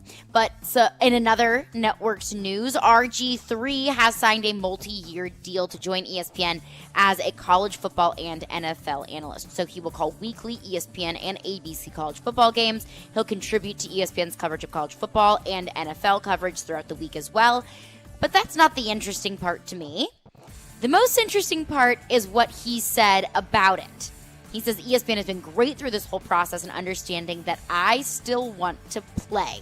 He says, I love the game. If that opportunity doesn't come, I'll be giving everything I have to ESPN and this process. So he's saying, okay, I'm doing this for now. I'm with ESPN now, but if someone calls me up and says, hey, RG3, we want you, he's going to ditch ESPN and put the pads back on. I do love don't buy it. ESPN reporting news about ESPN. Like, I do love that, and I also ESPN love... PR? Yeah, like ESPN, like headline, RG3 joins ESPN, but still wants to play. Okay. ESPN didn't report that. He said that to the Associated Press. Well, no, but it was at ESPN.com. The Was it? headline was RG3 to ESPN, but still wants to play. Classic. I mean, and we've got this whole collusion right now that the Big 12 is, pointing a finger at ESPN that we all kind of think they probably did. Right? Kansas wants the FBI to investigate ESPN. Kansas does not. A senator from Kansas wants that. And we've seen some senators do some crazy stuff lately, so I don't put too much stock in. Senator says, I'm not going to lie to you. When I was a kid, I used to always look at oh, my God, that's a senator. And honestly, if one of our two senators called me and I thought what they said was something stupid, I'd let them know that it was something stupid. That's fair. So that's That's kind of where we are now with senators, but I hear what you're saying. Those are headlines with Caroline here on the program. 615-737-1025 is our phone number, 615-737-1025. There is a big event this weekend that I have a lot of thoughts on. I want to get to that next, and we will. Fireball Hot Take Friday. You all know I love Fireball Cinnamon Whiskey. It goes down so smooth, and it tastes so great. Be sure to ignite the night. It is summer, the weekend before the fall, so people are doing all kinds of summer-like things. So whether you're going to be on the lake or with your friends or at a bar, whatever it may be, ice-cold Fireball Cinnamon Whiskey is the way to ignite the night. Please do it responsibly and be 21 years or older to enjoy. That's Fireball Cinnamon Whiskey. Stillman and Company were delivered by TriStar Moving. It's ESPN 1025 The Game.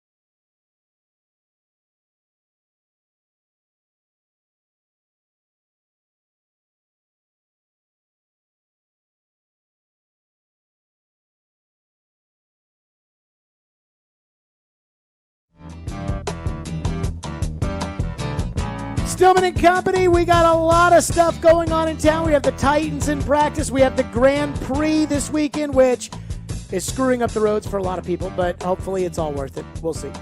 And we've got the Sound Saturday night, the Toledo Mud Hens. You can hear the game on ESPN 94.9 with Jeff Hem, but Caroline Fenton is throwing out the first pitch at First Horizon Park. Tickets on sale now, 7 o'clock time for the first pitch.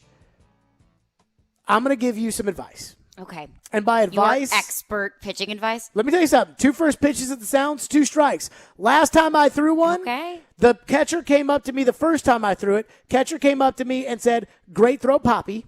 And the second time I threw it, Ricky Henderson, and Chase has this on tape. Ricky Henderson, because at the time they were with the A's, and Ricky was the roving instructor for like the base running coach for the A's, and Ricky was there like coaching up the Sounds player, and Ricky said, "Great first pitch."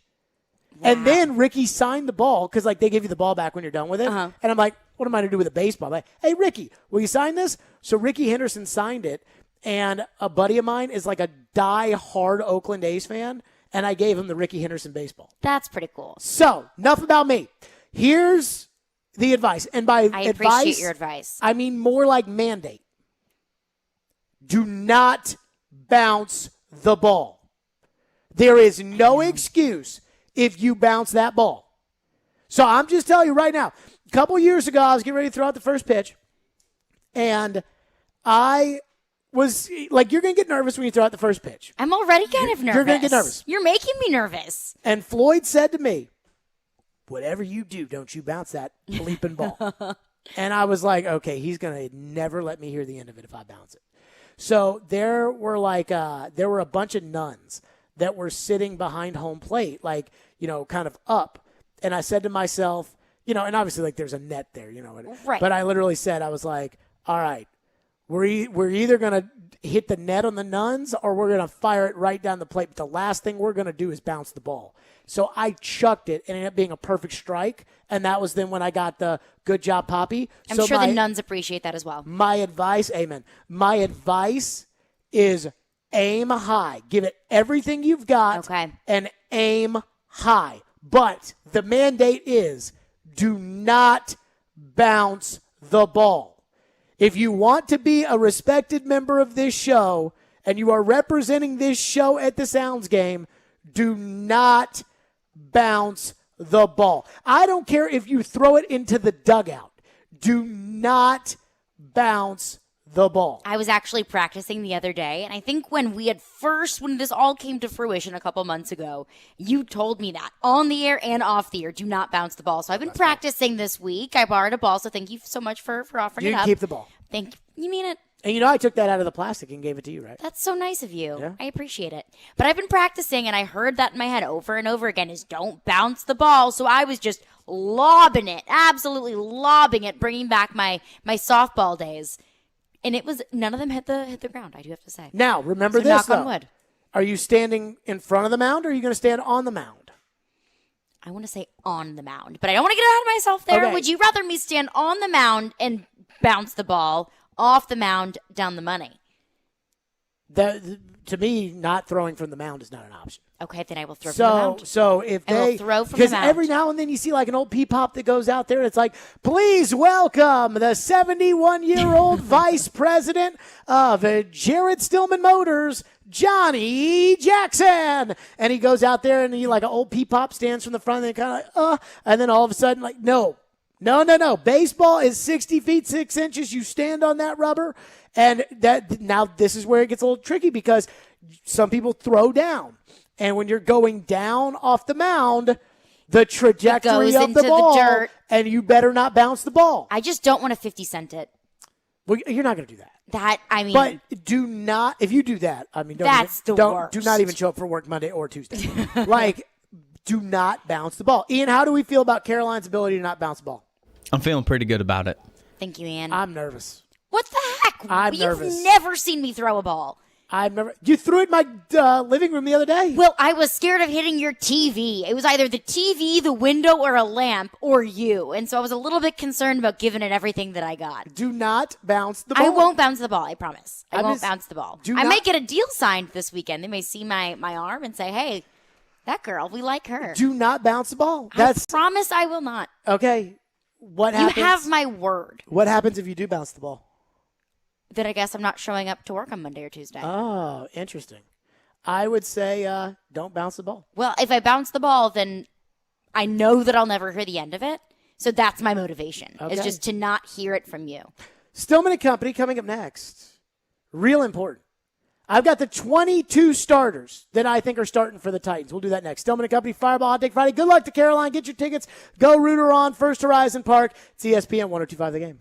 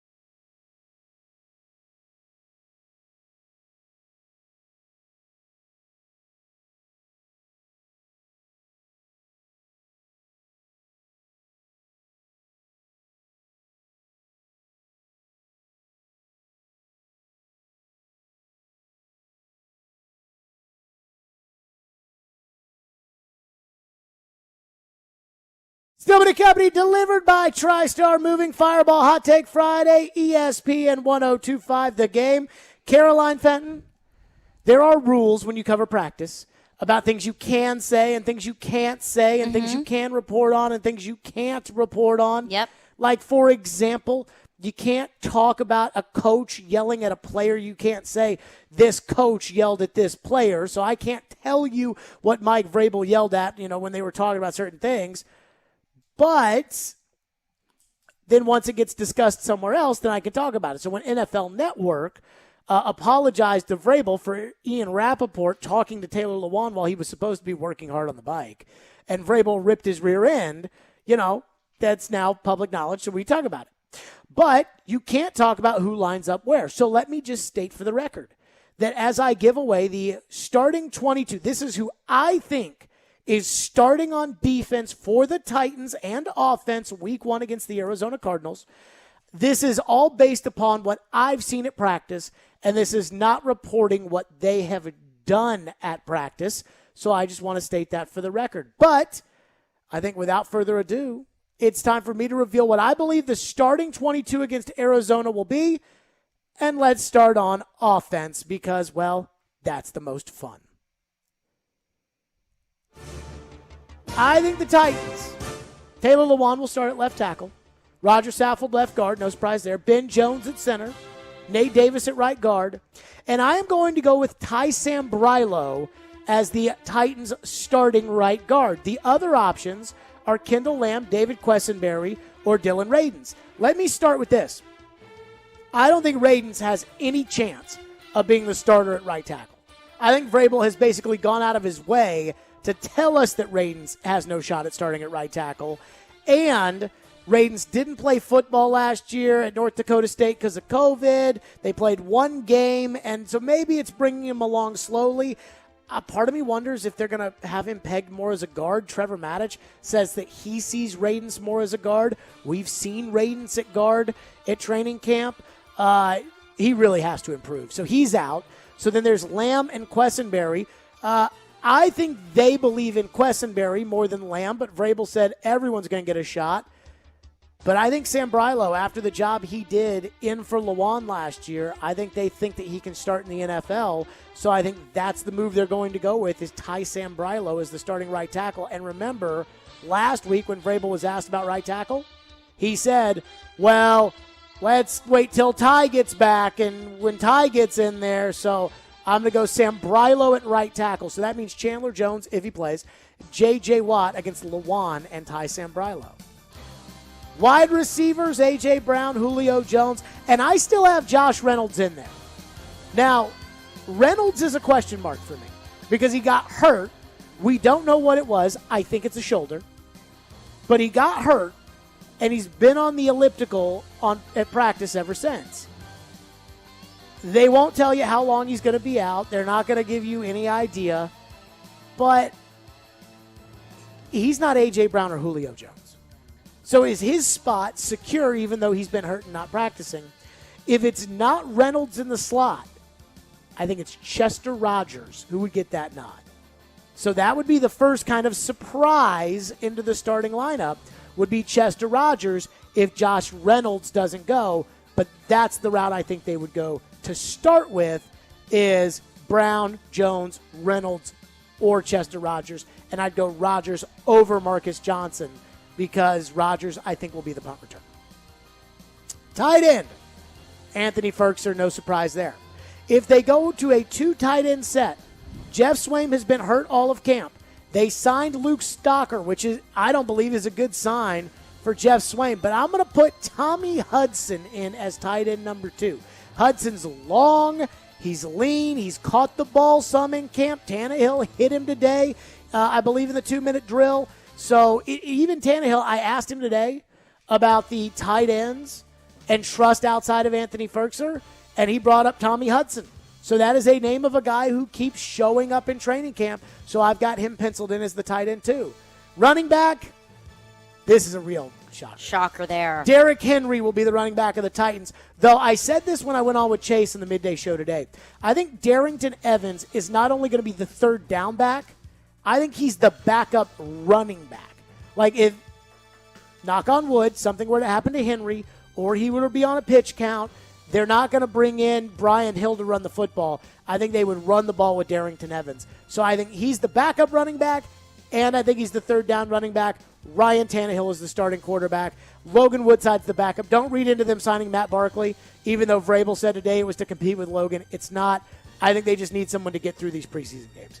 Because when they take Logan out of the preseason game, they're not putting Tannehill in. So I think that, to me, it's Tannehill and Logan, and Barkley will play in the preseason. Any questions on offense? All sounds good to me. Defense. Danico Autry will start at one of the 3 defensive line positions, as will Jeffrey Simmons, the nose tackle. And I have Tier Tart starting as the 3rd defensive lineman. Now, they run a lot of a 5-2 look more than, or really a 2-5 look, more than the traditional 3-4. But I'm going to go with 3 defensive linemen, Tier Tart over Laurel Murchison. But I think that not only will Tart be there, Murchison will be in the rotation, and I wouldn't be surprised if, in addition to those guys, Trevon Coley, number 97, works his way into the rotation as well. I'd keep an eye on him. Outside linebacker, Harold Landry, surprise, surprise, and Bud Dupree.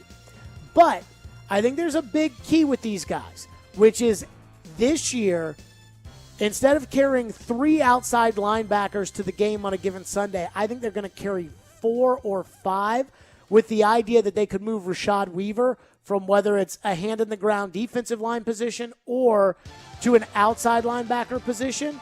But I think they're going to have Derek Roberson backing up Harold Landry, and John Simon, whom they recently signed. He's played in New England. He's played in Indianapolis. He's played in Houston. I think he'll be behind Dupree, so we'll see a steady rotation of guys. Maybe it's because I want it that I'm going to say they're going to rotate in Murchison, and they're going to rotate in Trevon Coley, and they're going to rotate in Rashad Weaver and Roberson and Simon. But Landry and Dupree, I think, started outside linebacker. Inside linebacker, this isn't difficult. Jayon Brown, Rashawn Evans. Anybody goes down, David Long Jr., who's filled in for Brown the last 2 years, goes into the mix there. Corner 1, Jackrabbit Jenkins. I think that's his spot. He's not giving it up. Nobody's challenging him for that spot. He is the starting corner. Corner 2 was the question mark. Let me ask you this question. Who would you go with as the second corner opposite Jackrabbit right now?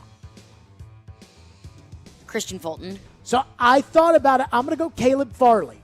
And here's why I'm going to go Caleb Farley. Because I think they want Farley to win that job. I think they want Farley to be that guy outside. You don't draft a guy with questionable medicals if you're not going to play him. And I don't think his injury and Jeffrey Simmons' injury are similar. Everybody wants to make them out to be similar because they were both drafted while injured. Simmons was an ACL. We've seen ACLs all the time. This is a back injury. It's different. I don't think Farley gets on the field, much less off the PUP list. I don't think he gets on the field in shoulder pads if that back's not ready to go. Mm-hmm. So it's August 6th. I think that back's ready to go. They drafted him to play, just like when they drafted Simmons, and he was coming along slowly, and they took him off the PUP list, and first game, he's in there.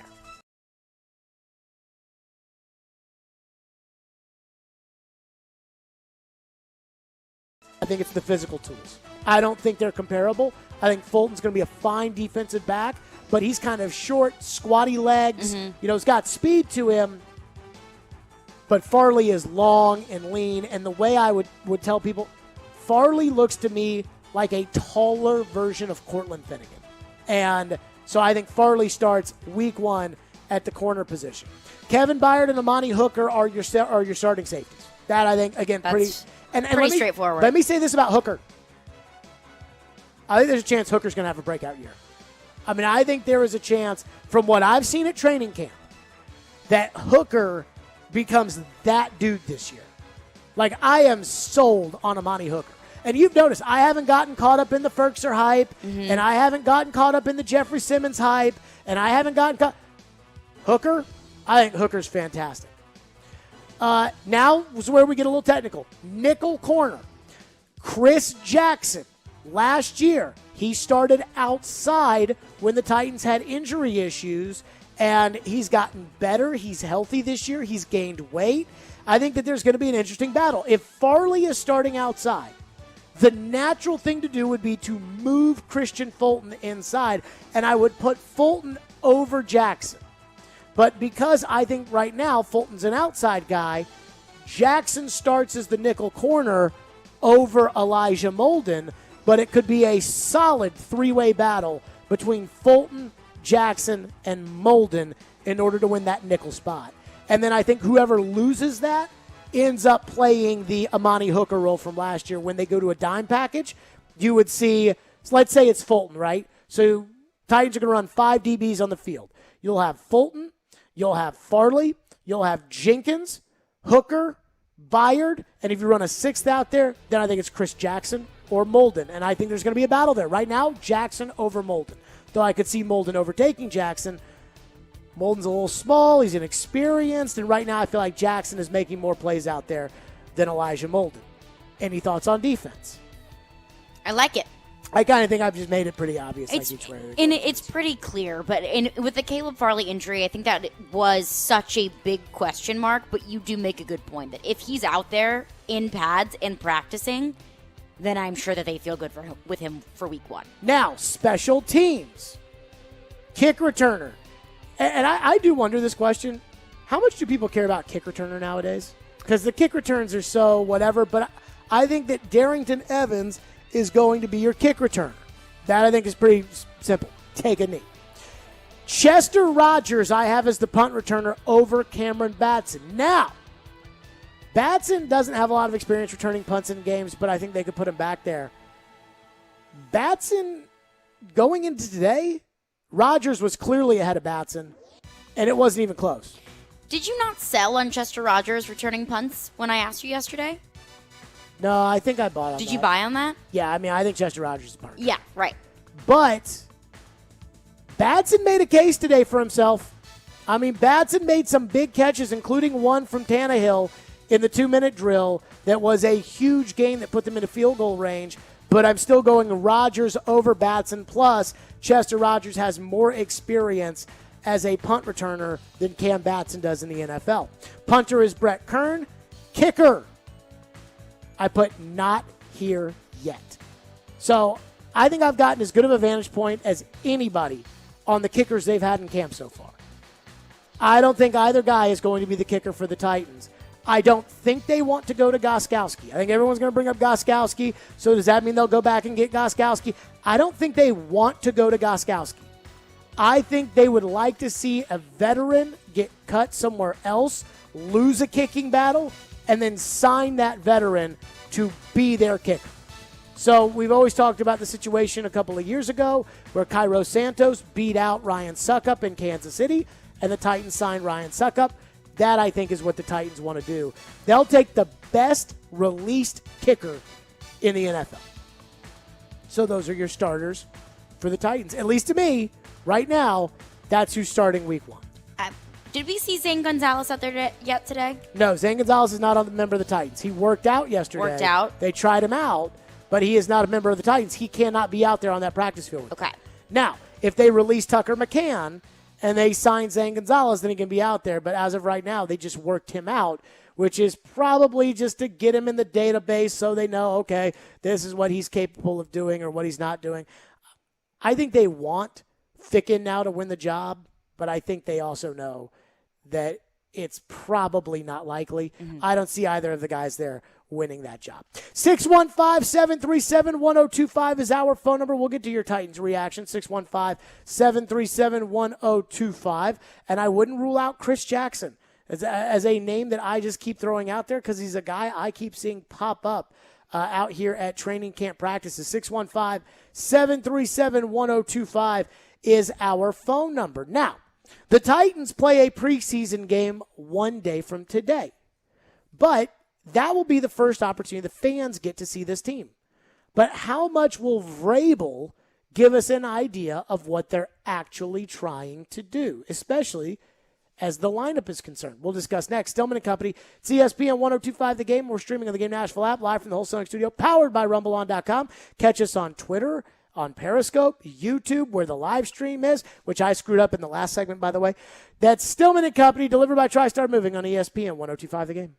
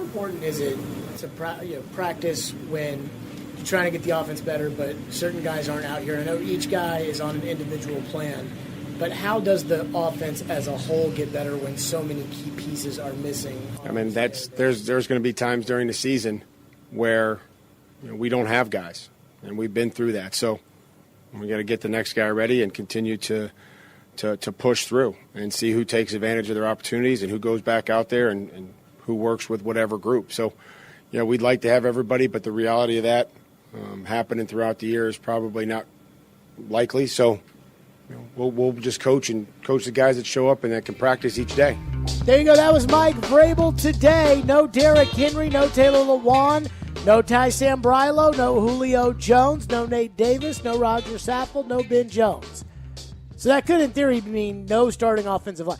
It was Tannehill, Ferkser, A.J. Brown, and then everybody else. AJ out there grinding every day in practice. Which is surprising that a guy who had both knees operated on this offseason is out there every day at practice. But as we go through the starters for Arizona, we know that Dylan Radins is not going to be starting. Daniel Munyer, who can't even snap the ball cleanly, he's not going to be starting against the Arizona Cardinals. We know that.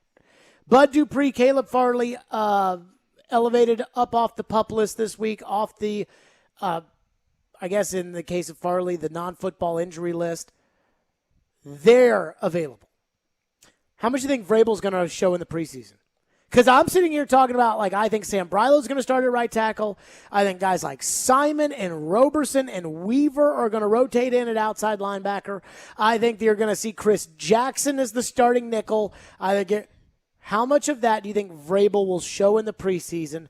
How much do you think Vrabel will play the starters in the preseason? How would you take games 1, 2, and 3? How would you do it? Normally it's been pretty traditional that the main guys go a little bit in the first game. They go a little tiny bit more in the second game. They go for about a half in the third game, and they don't play at all in the fourth game. That has traditionally been what most teams do. Some teams like the Rams and other teams, they just say, nope, we're out of this. We're not doing any of this. What do you think Vrabel is going to do in the preseason, and how much of what is going to be decided is what is going to be decided in the preseason? Because when you're not practicing with all your guys, I don't know how you can decide these things right now. I think that, with one fewer preseason game, I think that you're going to see a majority of your starters out there, your Ryan Tannehills, your A.J. Browns, your Julio Jones, your Derrick Henrys. I think you see them out there for about a half in the second game. Third game, I don't think they play at all. First game, you may see them sprinkled in and out of there. Ryan Tannehill maybe throwing to some receivers with less experience just to see what they look like out there against an actual team, against a defense when there's actually a game being played. The way that I have seen Mike Vrabel run practice in terms of who's practicing versus who is not, when Julio Jones and Derrick Henry and Taylor Lewan, I know there's some injury issues mixed in there, but when your starters aren't practicing, I think you see him put them out there a bit in the second game just to make sure, you knock off all the rust. But I think Mike, at least what I would do if I was Mike Vrabel, is let those young guys get in there and get experience. So I don't know what he's going to do. In the past, he's followed the traditional formula of the preseason, which is, as I said, you play a little bit, then you play a little bit more. You play a tiny bit, then you play a tiny bit more, then you play a lot more, then you don't play. Now, he pulled Mariota when they played that third preseason game in 2019, which is the last thing we have to go off of because there was no preseason last year because of COVID. He pulled Mariota after 2 series against the Steelers because he didn't want to get Mariota killed. And so he put Tannehill out there, and I think Tannehill finished the half, and then I believe Logan or whomever else was out there probably finished out the game. And that's kind of what they rolled with. And now I'm trying to think back to it. Like that Patriot game, Logan Woodside played a lot of. Tannehill played most of the first half. Mariota played, I think, a series that first game against the Eagles. He played a series. And then Tannehill played the rest of the first half. And I remember my dad then was like, I think Tannehill's the better quarterback. And I'm like, Dad, stop saying crazy stuff like that. This is ridiculous. Come on now. Dad, you're embarrassing me in front of my friends. Yeah, Dad, come on now. And then all of a sudden Tannehill's Look at in the him AFC now. Championship game. I'm trying to figure out Cold what take Vrabel Stillman. did. I'm trying to figure out what he did in the 2018 preseason. I mean, this is kind of like I watched last night, and I heard people making fun of what was it, Billy DiNucci, the quarterback for the Cowboys, and I'm like, that guy started a Sunday Night Football game last year. Like, we can laugh about it all we want about, Hall of Fame game, Billy DiNucci. But Mason Rudolph played last night. Dwayne Haskins played last night. Josh Dobbs threw a touchdown pass last night. Astro Dobbs. I mean, so they did some things. Like, I'm not trying to sit here and tell you, like, oh, this is all good or whatever. But, all right, here we go. Green Bay, first game of the preseason in 2018. So this was Vrabel's first year. First drive, Mariota. Titans scored a touchdown. It was the Nick Williams touchdown. Or excuse me, Darius Williams touchdown off the Nick Williams pick.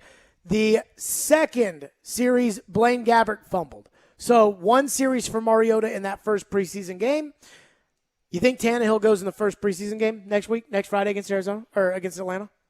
If he does, it'll be maybe a quarter or less. I don't think they're necessary. I don't think you're going to see a whole lot of Tannehill. See, I think it's going to be a lot of Logan Woodside next week. I think it's going to be like the first. I think he's going to treat the first game like the first game, the second game like the second game, and the third game like the fourth game. So that dress rehearsal game where you play your guys a half, he's not going to do. See, I think that they're going to play the second game. They're going to play the starters a little bit more. Not a complete game by any means. Maybe not even a complete half, but at least a little bit, especially because those starters aren't practicing. So here's why they're not going to do that. Because, and I've pulled up the 2019 Tampa Bay, or excuse me, this is 2019. The 2019 Tampa Bay preseason game where Mariota played, but he didn't play a lot. So Mariota played the first series. Let's see, the second series. Mariota played the second series. The third series, David Fluellen, Blaine Gabbert. So the reason that I think is to do that is because they're practicing against Tampa Bay. So he will look at it like, I don't need to play the starters more because they got their work in those 2 days practicing against the Bucs. So I don't think you're going to see the third preseason game, the quote unquote dress rehearsal. I don't think you're going to see that. That I believe is now gone. That is, and the third game is going to be Logan's going to play a series, and then Matt Barkley's playing the rest of the game. And that's what they're going to do. Do you think that that's right? Do you think they should play more?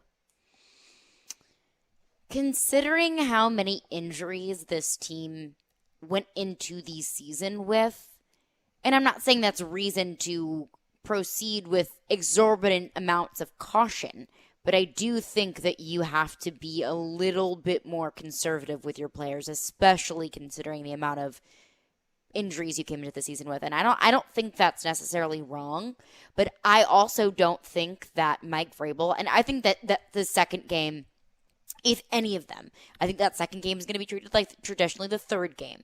And I don't think Mike Vrabel should necessarily go into that second game having a finite amount of time that he wants his starters to play.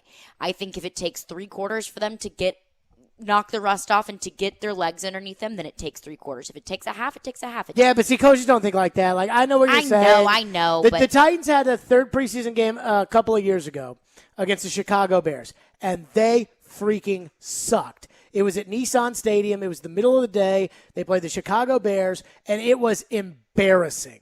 I mean, like, I think they got booed at home. And I think it was an NFL Network game. And Mike Mularkey was so mad about how they played that he said he was going to make the starters play the fourth game. And I remember thinking, like, he is not going to make the starters play the fourth game.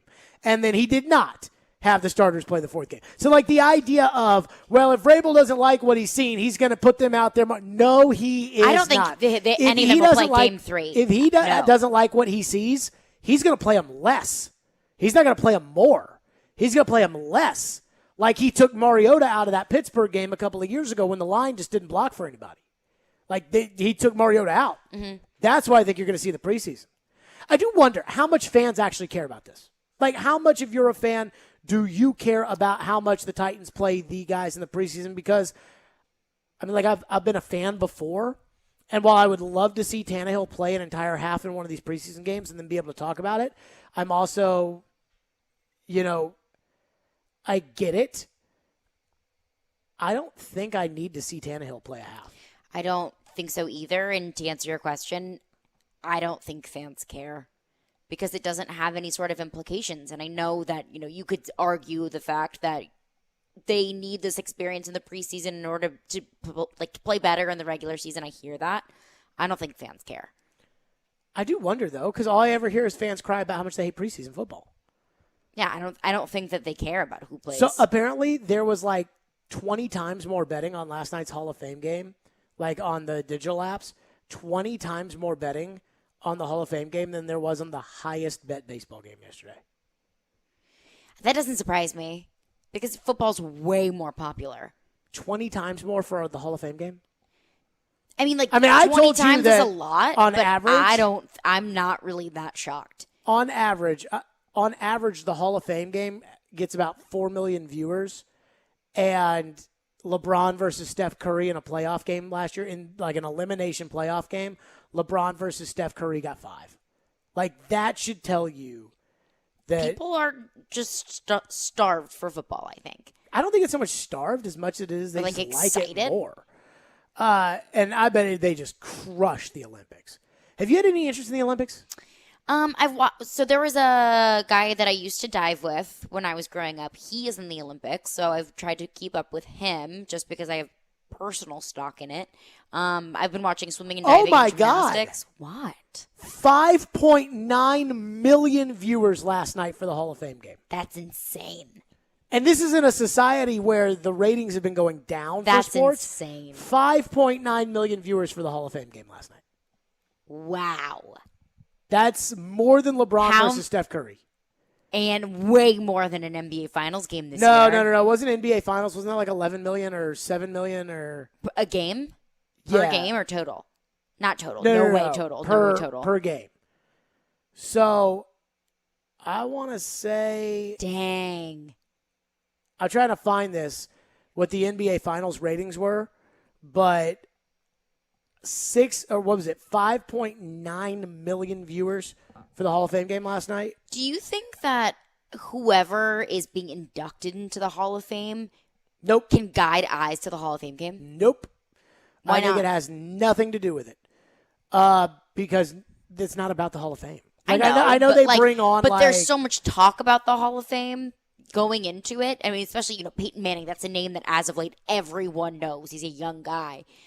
And he was such a popular player. Yeah, so I wonder if people... I don't think that's what people get into. 9.9 million viewers in game one of the finals. Let's see what the lowest viewed game was this year. The lowest viewed game was 8.56 for game one. So 8.56 for game one this year. Game 3 of last year's NBA Finals. Now, again, this was COVID, and this was during football season. And Game 3, Lakers Heat, 5.9 million viewers. That is crazy. Same as the Hall of Fame game. 615-737-1025 is our phone number. We will get to your thoughts next. 615-737-1025. Plus, there is some stock of guys at camp who are rising and stock of guys who are falling, so we'll discuss that as well. Stillman and Company right here on ESPN 1025 The Game. Let me tell all the fine folks out there that tomorrow tune in for a special Grand Prix edition of Chasing Checkers with Chase McCabe at 9 a.m. Brought to you by Firestone, Spring Hill Heating and Cooling, and Mercedes-Benz of Music City and European Collision and Repair. Stillman and Company, it's ESPN 1025 The Game, or streaming on the Game Nashville app.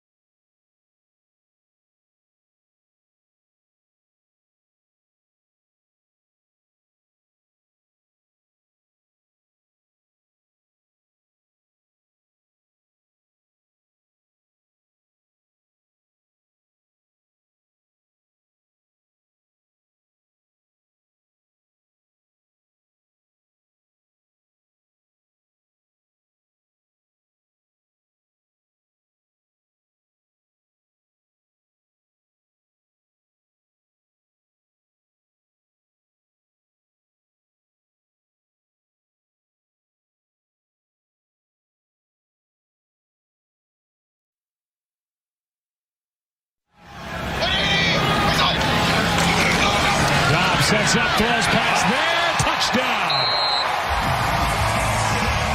Tyler Simmons. Dobbs just got rid of it, and Simmons got his head around, and the ball was waiting for him. Yeah, really good job by Dobbs, knowing that he's going to take the hit. He's got pressure right in his face, and yet he just focused downfield, sits in the pocket, delivers a perfect ball right on the money. Are you happy with what you saw out of Dobbs? I was, but not surprised. He's been with us before and performed similarly when given an opportunity. Man, this guy is not going to back down from the competition. You guys keep asking me about, Rudolph and Haskins, man. He's not going anywhere. We were in a training camp session set a number of years ago, and it was, Jones and Rudolph and Dobbs, and nobody was asking me about Dobbs, and it came out of it. That was Mike Tomlin. Josh Dobbs with a touchdown pass. Josh Dobbs has been in the NFL now for like 4 years. It's not like he just left Tennessee. It feels like it, though. Well, I think 2017 was, if I'm not mistaken, I think 2017 was Dormandy and Garantano. 2018 was Pruitt's first year, Garantano. The second year, Garantano. Last year, Garantano. And because Garantano was in college longer than Josh Dobbs has been removed from college. And, I think they've been there for the same amount of time. Garantano's been there, was at Tennessee for what, 5 years, 6 years? I think he was there for 5 years, maybe. Redshirted the first, and then last year was like a freebie year because of COVID. So now he's at Washington State or whatever, Rutgers or wherever he's at. Washington State. Washington State, and he's playing that last year. So I'm going to say this. 30? Garantano? Yeah. No, but he's probably like 24. Okay. Do you think Josh Dobbs, and I can't see the Steelers keeping Josh Dobbs. Now, the practice squad rules are the same as they were last year, so you can keep a veteran player on the practice squad. But my guess is that either Haskins or Rudolph is going to be the backup in Pittsburgh, and the other guy goes to the practice squad. Now, I think Rudolph stinks, but I also think Haskins stinks, and I thought Haskins stunk last night. But we always hear people ask this question: do you think that the Titans, after training camp's over, can release Matt Barkley, which is what they'll do, and then maybe put him back on the practice squad? Or do you think if Josh Dobbs gets released, that you would take the risk of putting Dobbs on your practice squad? Because we always get that call like once every 3 months. Somebody calls in and asks about, what about Josh Dobbs? So I'm going to say it since he had a touchdown last night. What about Josh Dobbs? Perhaps one day being the backup to Tannehill on the Titans. I don't see Josh Dobbs being the number one backup to anyone in the NFL. But nobody thought that about Logan Woodside. I don't even think people think that about Logan Woodside now. That's probably fair. I've been at practice every day except last Saturday. So they've practiced, what, 10 times? Okay, 11 times? I've been to 9 or 10 of them. I'm telling you, Logan Woodside's the backup quarterback of the Tennessee Titans.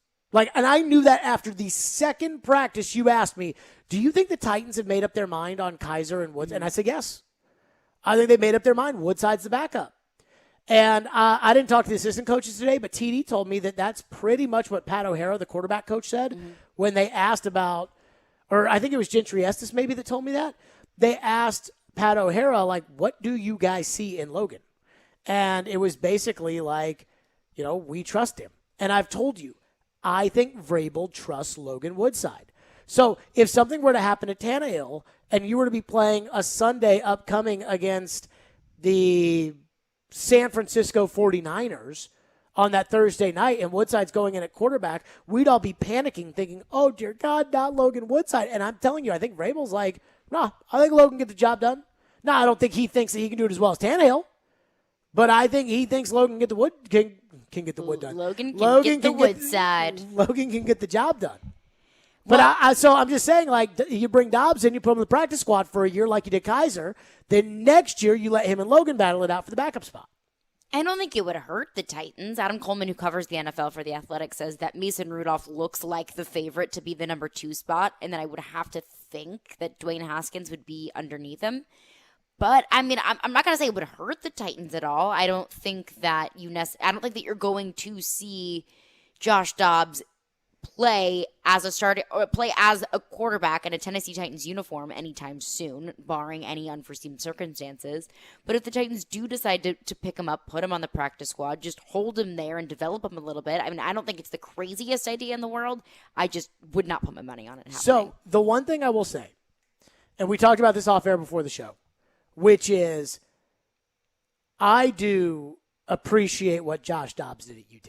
Oh, yeah. And I hope that doesn't get forgotten because Josh Dobbs might be the single most important Tennessee football player of the last 15 years. Since they lost to LSU in the SEC championship game in, I believe, 2002, that was the last great Tennessee team.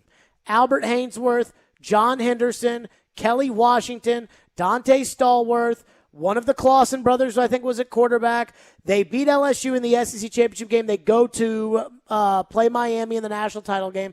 They lost. So it ended up being Nebraska who got slaughtered by Miami. But that was the last great Tennessee team. Since then, Josh Dobbs is, I believe, the most important Tennessee football player over that entire period. So I have respect for it, but I also just don't see him much of it as a pro quarterback. And I know he's stuck around. And he's a competitor, like Tomlin said, and he's obviously a smart guy since he's a freaking astronaut, but I don't think he's much of a pro quarterback. And if he was, then he'd have a shot to make the Steelers, and he's been with the Steelers now for the last handful of years, and he's never had a shot to make the Steelers. If you're behind Mason Rudolph and Dwayne Haskins, that's kind of telling of something. I'll say this. Haskins has a lot of Kaiser in him. You know, high draft pick, played at a big school, no good. Is it really his fault, or was it his crummy organization in Washington's fault? And now he's in Pittsburgh. So, I don't know. Make of it what you will. Headlines with Caroline coming up next. 615-737-1025 is our phone number. 615-737-1025 here on Stillman and Company. Let me tell all the fine folks out there that super important thing you have to tell them. Nashville SC fans join ESPN 94.9 this Monday, August 9th from 7 to 8 for the NSC Backstage featuring Nashville SC players and coaches. Watch the show online via 1025 The Game's Twitch, Twitter, Facebook, YouTube, and thegamenashville.com. NSC Backstage brought to you by Camarena Tequila, the official tequila of Nashville SC.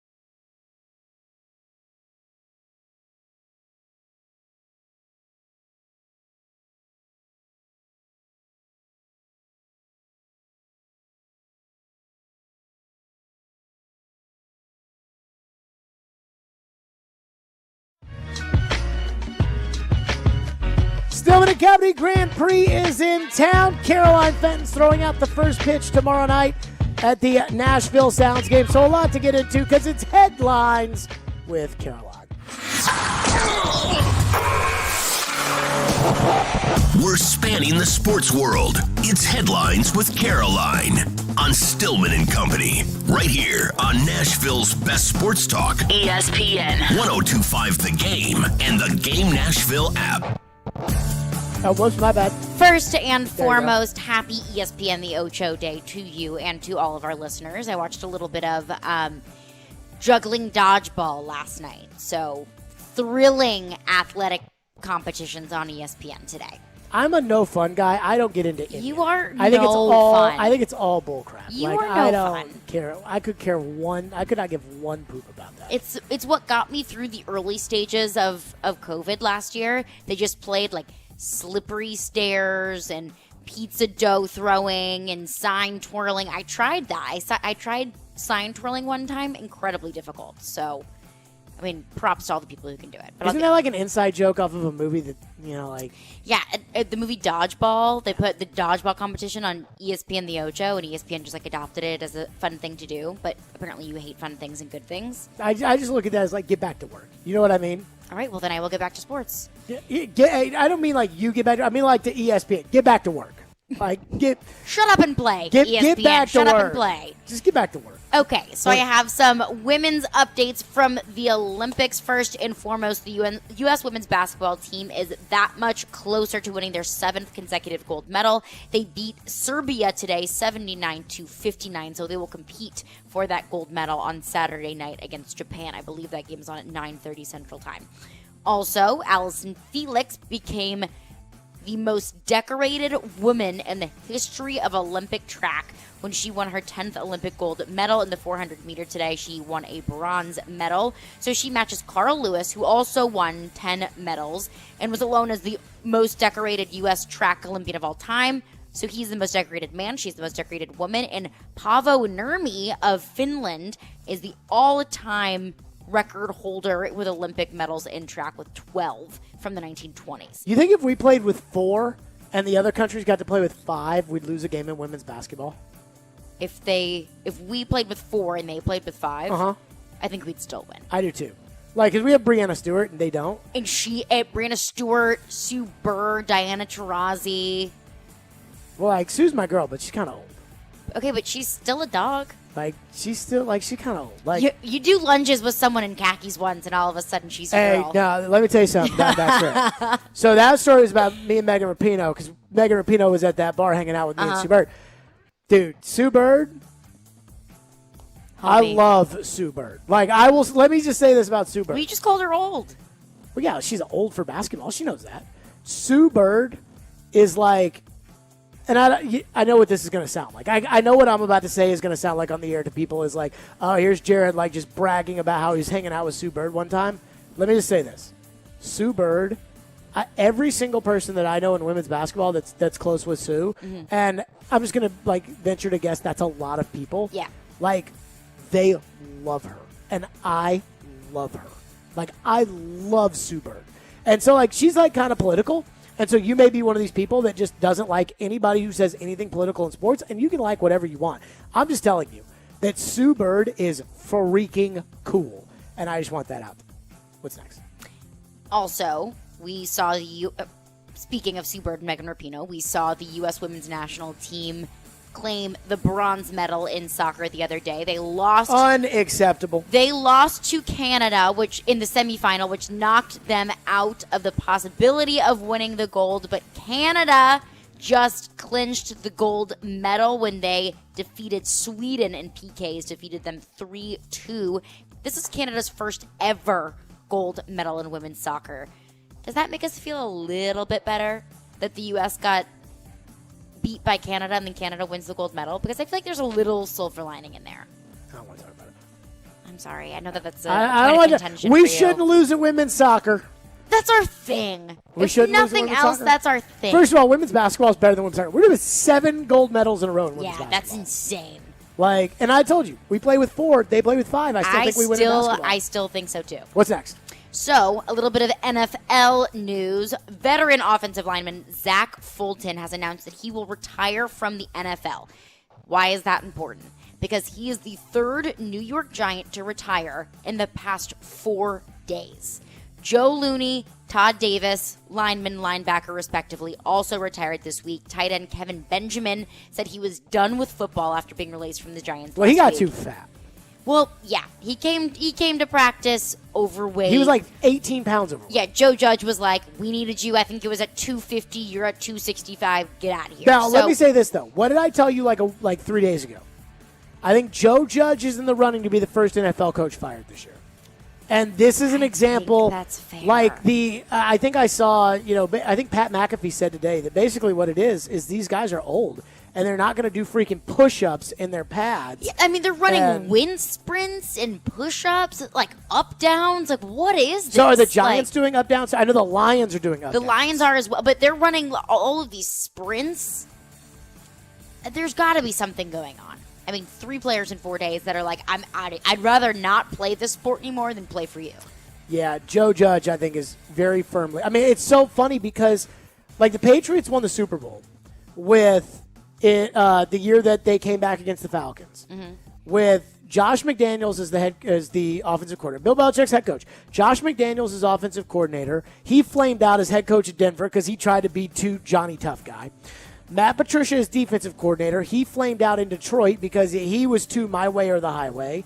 And Joe Judge was the special teams coordinator, and he's going to get fired in New York for being too my way or the highway. Like, maybe bring it down a notch, guys. What it's telling me is that you can't go somewhere else and try to be Belichick. Just like Jeremy Pruitt can't go to Tennessee and not do interviews and call out the fans for not going to the spring game and try to have that work. Like, you can't be Saban when you're not Saban. Right. And so I think that's kind of what we've learned there. Those are headlines with Caroline. Coming up next, Hall of Fame weekend. I'm not a huge Hall of Fame guy. Like, I get mad about it. I can always have the discussion about who gets in and who gets out. Like, I enjoy like the February Hall of Fame discussion when it is, does this guy belong in over that guy? But Peyton Manning gets into the Hall of Fame, and I've got thoughts, and I'm sure you've got thoughts, you the people, on Peyton getting inducted into the Hall of Fame. And why I think now is the opportunity for us to truly cherish Peyton's memory as a football player. That's next. Stillman & Company on a Fireball Hot Take Friday. FanDuel Sportsbook, that's my official sportsbook app. One of the things I love about betting on FanDuel is you get more than one shot to swing for the fences.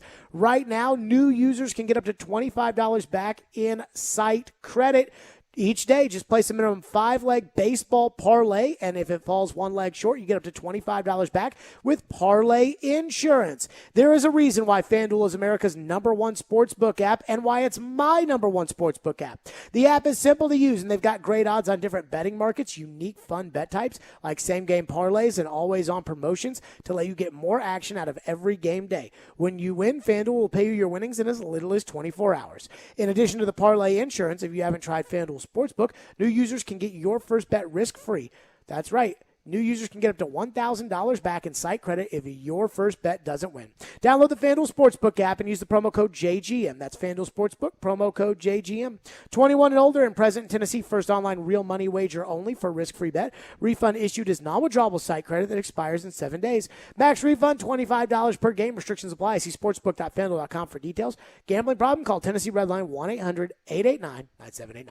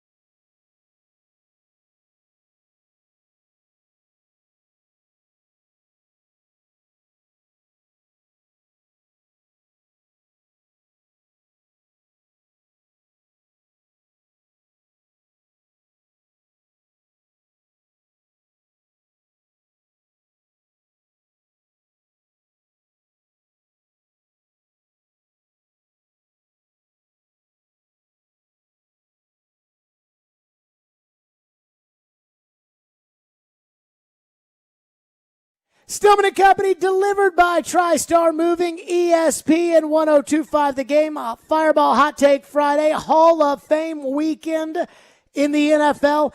I'm not much of a Hall of Fame guy. Now, I truly look at the players that get inducted into the Hall of Fame, and I think that it is quite the accomplishment. There is no doubt how big of a deal it is to get into the Hall of Fame. And so if I had a gold jacket, I'd wear it everywhere I go. So I understand the importance of getting into the Hall of Fame. Now, there are guys that are going to get into the Hall of Fame that, quite frankly, I kind of take a little bit of an issue with. I don't think Edgerrin James should be in the Hall of Fame. I don't think Bill Cowher should be in the Hall of Fame. There are coaches that are getting in, the players that are getting in that I just don't think belong in the Hall of Fame. But that's neither here nor there. So it's disappointing that the class of 2020 didn't get to have their ceremony last year. So they're going to go in this weekend as well as the class of 2021. So there'll be an induction on Saturday and an induction in on Sunday. And I think it's all in all 23 people are getting inducted into the Hall of Fame. And, to each one, like Steve Hutchinson belongs in the Hall of Fame and Charles Woodson belongs in the Hall of Fame. But nobody belongs in the Hall of Fame more than Peyton Manning. It's like in baseball when Derek Jeter got into the Hall of Fame, and also Larry Walker got in, and I'm like, do we really need to have Larry Walker on the same stage as Derek Jeter? Because to me, there's two different kinds of Hall of Famers. There's Larry Walker, who after years of trying to get in and being a decent enough player and politicking gets in, and then there's Derek Jeter, who belongs in. And Peyton, there is no doubt, from the end of that Super Bowl game where they beat the 15-1 Carolina Panthers, there is no doubt that Peyton Manning's next stop was going to be Canton. Peyton is, in my lifetime, the most likable player in the history of sports. He is more likable than everybody who's put on a uniform, maybe with the one exception of maybe Michael Jordan. And Michael had the gambling allegations that Peyton never had. So Peyton is incredibly likable. He's one of the best salesmen, pitchmen on TV ever. He's made the most money as an NFL player in the history of the sport. Add in the endorsement money. He was a great college player, even though he should have and didn't win the Heisman Trophy. And what's crazy is my entire life, I grew up rooting against Peyton Manning. When I grew up, we didn't have a pro football team here, but the Vols were the primary team. I grew up a Vanderbilt fan, but more importantly, my dad was rooting against UT. And that's what we did. So we were rooting against Peyton Manning. Peyton gets drafted to the Colts. The Oilers move to Tennessee. The Titans are 13-3. Manning and the Colts will wait in the divisional round after the Music City Miracle. I was rooting against Peyton. Then all of a sudden they realign the divisions in the NFL and come the Houston Texans. You go 4 divisions in each conference, 4 teams in each division, and Indianapolis ends up in the AFC South with the Titans. And for a decade, the Titans were tormented by Peyton Manning. I remember in the 8th grade going to a game at Nissan Stadium where all the Titans had to do was win, and they controlled their destiny with the AFC South. And they fumbled the game away to Peyton Manning. Peyton won a Super Bowl. The Titans got bad. He crushed them every year. I remember how ironic I thought it used to be to see the top rival's star player get cheered at your home venue. Now, he is the most popular player in the history of the college team here's organization, but still. And then I moved to New England, got my career started in New Hampshire, and everybody there loves the Patriots, and I love the Patriots, and I love Brady. Caroline, you've been here for 5 months. I love Tom Brady. You love Tom Brady. And if you love Tom Brady, that means you were always rooting for Tom Brady over Peyton Manning. And I was. I was rooting for Tom Brady. When Peyton Manning's last matchup with Brady, the last great Manning-Brady game we got, the last Manning-Brady game we ever got, Peyton somehow, some way, even though he couldn't feel with the fingertips of the football anymore, somehow found a way to win on a 2-point conversion at the end. It should be noted Gostkowski missed an extra point, which is why the Patriots had to go for 2, but that's neither here nor there. Peyton won the Super Bowl. Rode off into the sunset, had one of the best retirement speeches I can remember. He's still selling products. He's still visible. But I think back to how great Peyton was and the fact that I was always rooting against him. And yet, I love Peyton Manning. I kind of feel like everybody loves Peyton Manning. He's just so darn likable. Whether it's the Oreos or the Buicks or the khaki shorts or the DirecTV commercials or the SportsCenter commercial where he and Eli are kicking each other like brothers through the hallways in Bristol, I don't know. He's always beating my teams, and yet I'm always rooting for Peyton Manning. But what I hope we remember about Peyton Manning as he enters the Pro Football Hall of Fame, which is the ultimate celebration of his legacy and the ultimate celebration of his accomplishments as a player. What I hope we remember is not for us, but for the future generations to remember how good Peyton Manning truly was. There's a program on ESPN Plus called Ahmad Inside, where Ahmad Rashad, who was, by all accounts, one of the main voices of the NBA in the 90s, sits down with Charles Barkley and Clyde Drexler and Pat Riley and Gary Payton. And the reason Ahmad Rashad wanted to do this is because he felt like there was an entire era of great players in basketball that we just don't even remember.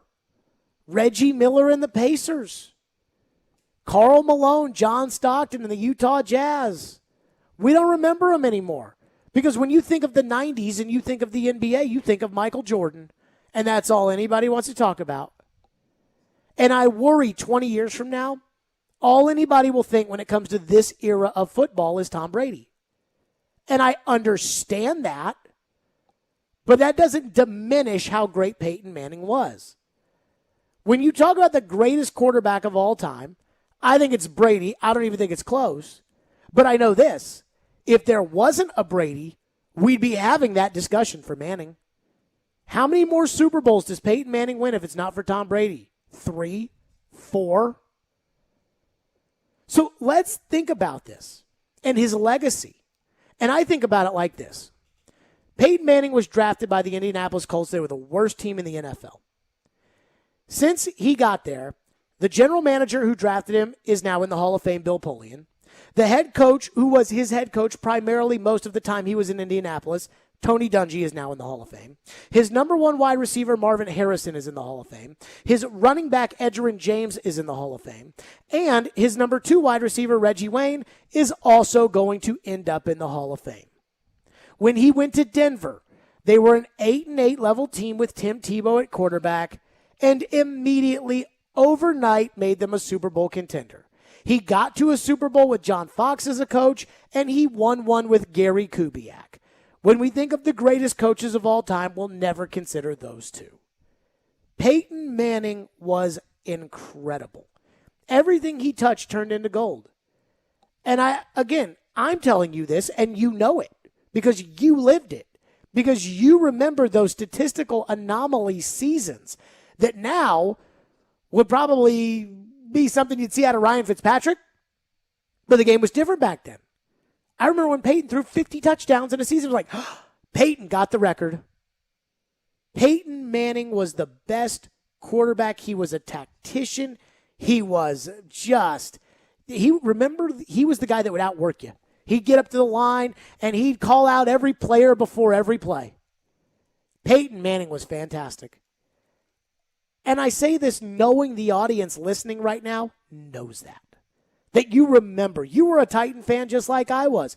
And you remember how frustrating it was trying to have to beat Peyton Manning.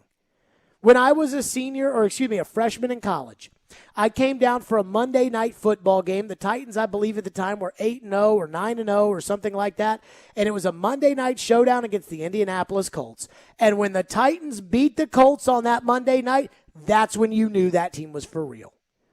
Peyton was always the measuring stick. He was in 99 in the divisional round when the Titans beat him. He was in 2008 when they won the division. He was when they beat him twice in 2002 to win a division. It was always Peyton Manning. But I just hope that the younger generation will appreciate Peyton Manning for how good he was. Because he really is one of the all-time greats. My generation, I don't know if we appreciate Jim Kelly for what he was, or if we appreciate Dan Marino for what he was. Maybe we appreciate John Elway. but we don't really love Joe Montana like people older than us do. And I just hope that that's not what becomes of Peyton Manning, because Peyton's career was as good as anybody's whose name isn't Brady. I think it's incredibly classy for Tom Brady to go to Peyton Manning's induction ceremony, because for an entire 15 years,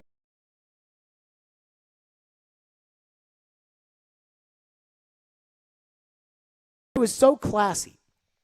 Even as I was disappointed when the Patriots lost the AFC Championship game to the Broncos in 2015, when after it was over, all the cameras were on Peyton going back to the Super Bowl, and they were mobbing him on the field, and there was Bill Belichick going up to Peyton Manning having an extended conversation with a hand over his mouth. When I saw that, I knew what Belichick was saying. When Brady went up to Manning, I knew what he was saying. They were telling Peyton that the thrill that they had to compete against him, because they respected how hard it was. Sure, Brady got the better of Peyton more than Peyton got the better of Brady. Sure, Brady had the better career. Sure, we'll remember 20 years from now Tom Brady the way that we remember Michael Jordan in Chicago. But I hope that means that we won't forget about Peyton. I understand why Peyton doesn't want to jump into TV. I understand why he wants to do things at his own pace. He's got more money than he knows what to do with. But I just hope that while we celebrate everybody who goes into the Hall of Fame, that down the road, we don't let ourselves or people forget about what Peyton Manning was. Because just like with all those great basketball players in the 90s, everyone's only going to remember Michael Jordan. And I hope this great era of football that we lived in, starting probably around 2000, whether it was Manning, Brady, Kurt Warner, Drew Brees, this era, maybe Patrick Mahomes, hope we don't forget how good Peyton Manning was.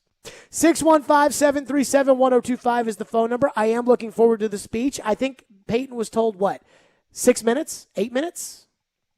I don't know the exact number. But he was told somewhere around there, because they want to get people going through, get them in and out. I thought Peyton's retirement speech that he gave when he retired from the Broncos, I thought that was the single, and I know Billy thinks this is crazy, I thought that was the single best retirement speech I've ever seen. I mean, it was good. He gave shout outs to everybody.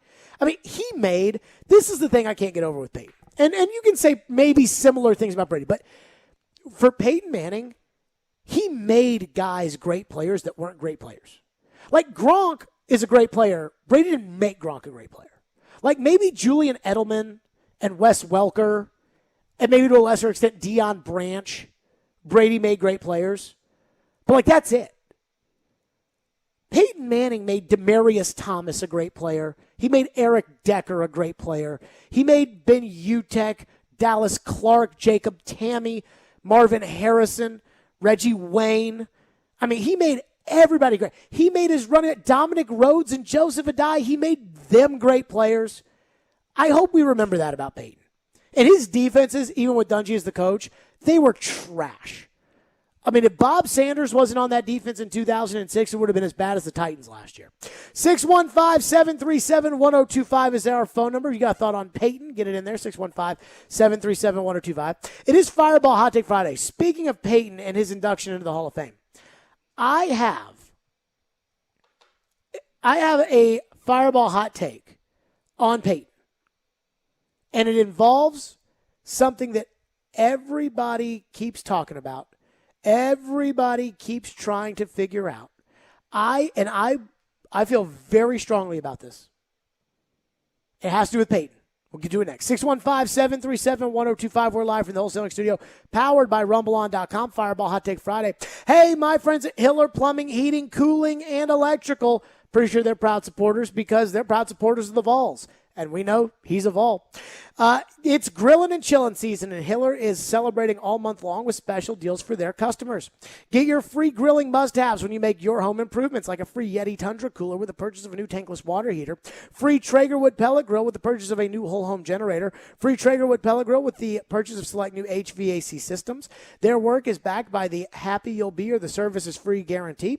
These deals are only happening for a limited time, so make sure you call now. Hiller Plumbing, Heating, Cooling, and Electrical, proud supporters of the Nashville Predators and the Tennessee Volunteers. My friends at Hiller, call the Happy Face truck today. Again, that's Hiller Plumbing, Heating, Cooling, and Electrical.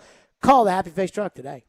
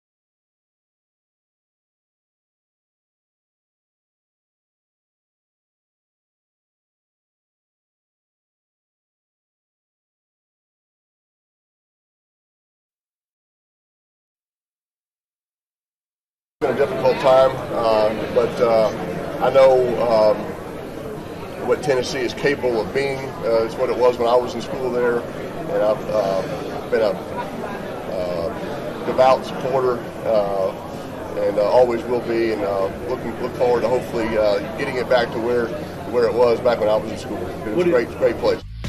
That was Peyton Manning talking about Tennessee. We know he loves the Vols.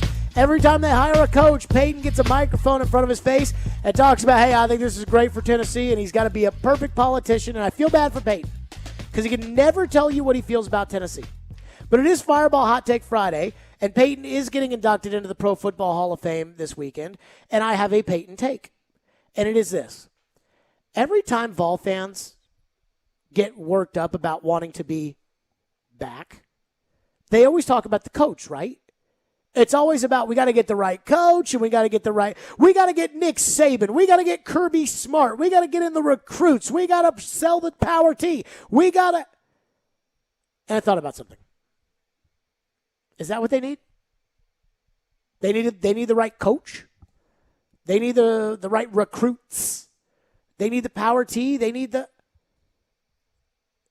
to find their next Peyton Manning. That's what Butch Jones never did. Butch Jones got all kinds of great recruits. And you can crap on him all you want for his coaching, but Philip Fulmer wasn't the greatest X's and O's coach in the world. But you got to find your great quarterback. And when you have one of those great quarterbacks, you're either going to win a national championship with that guy, or he's going to set your program up to go from a good program to an elite program. Remember what Clemson was when Taj Boyd was their quarterback? They'd win the ACC, or they'd get in second place, and they'd go to an Orange Bowl, and they had a nice program, and they ranked 8th and 9th, and then they recruited Deshaun Watson. And when they got Watson, they took the 8th best team in the country, and they became the best team in the country. And it was them in Alabama every year. And then after Watson left, they recruited like crazy, and they're still one of the best programs, period. Great eras of college football always start with getting that guy. That's what happened at Tennessee. Peyton didn't win a championship at Tennessee, but they needed a shot in the arm. Philip Fulmer was a young head coach. Takes over for Johnny Majors. They have a good program. Peyton Manning shows up. All of a sudden, Tennessee is right there on top every single year. Now, they couldn't beat Florida. That's okay. But it set up what stood to be a great decade of all football, and they won the championship in 98. They need their next Peyton. That's what this comes down to.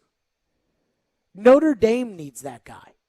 Notre Dame's been good, but they haven't been over the top because they've been doing it with Deshaun Kaiser and with Ian Book and with guys who are, they're okay.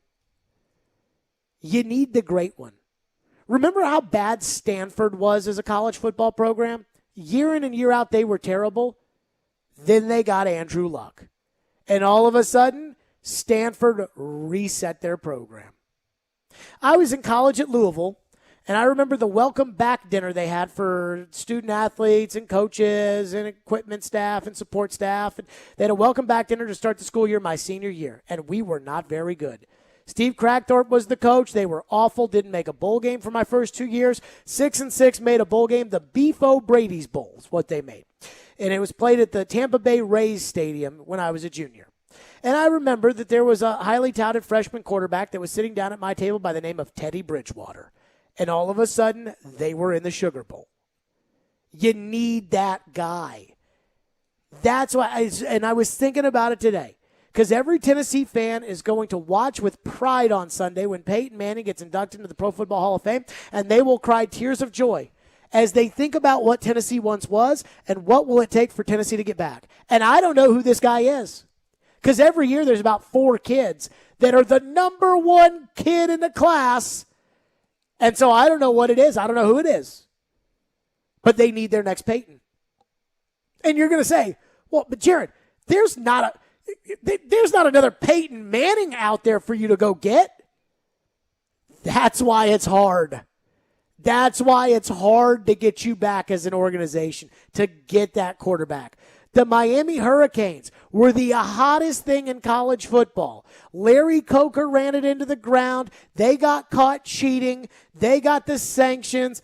And even though they've been okay, they haven't been the U because they can't get that guy.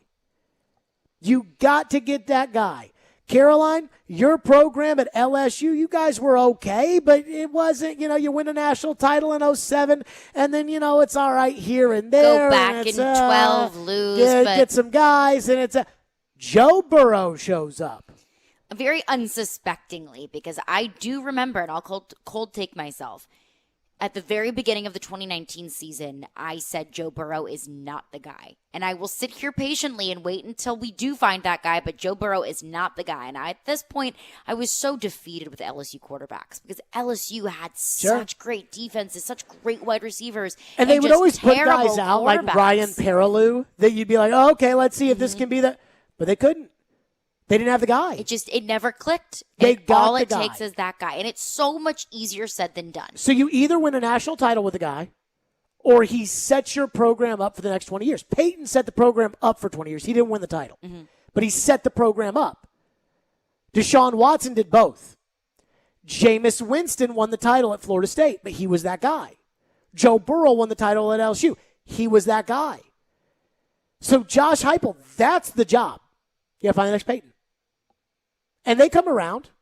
They come around, what, once every 3 years? There's a quarterback that you get that literally can transcend your program. I mean, look at the drafts the past couple of Trevor years. Lawrence was a guy at Clemson. Joe Burrow, Jalen Hurts. Well, Jalen Hurts wasn't that guy. But when you're talking about really good college quarterbacks. So I think that when you're thinking about Johnny Manziel set up the A&M program for 5-6 years. Oh, yeah. I mean, A&M, and it's crazy to think because Johnny football, Kevin Sumlin's an average coach, if not below average. I mean, he's already been fired at 2 different places. Well, Cliff Kingsbury's now an NFL head coach because he was Johnny Manziel's offensive coordinator. Johnny Manziel set up the A&M program. He did it. And that's what Tennessee has to do is they have to find the next Peyton. So, I mean, we can sit there. You can tell me about defensive line prospects they get. I remember when Butch Jones got Shai Tuttle and Khalil McKenzie. And they're good players. I mean, they were good college players. I remember Derek Barnett. You can get me on safeties, and fine. But if you ever want to see Tennessee as an elite college football program ever again, they have to find the next Peyton Manning. That's the key. So when we talk about Josh Heupel, and everybody says, offense is going to be, I don't care about that. Can Josh Heupel find the next Peyton Manning? Because if you can find the next Peyton Manning, he's got a shot. But if you can't find the next Peyton, doesn't matter. That's what Tennessee has to have. And again, I think people, when you hear, find the next Peyton Manning, that would be like saying, hey, you need to find the next Michael Jordan. And it's like, wait a minute. But yeah, that's what it's going to take. That's what it's going to take to have a great program.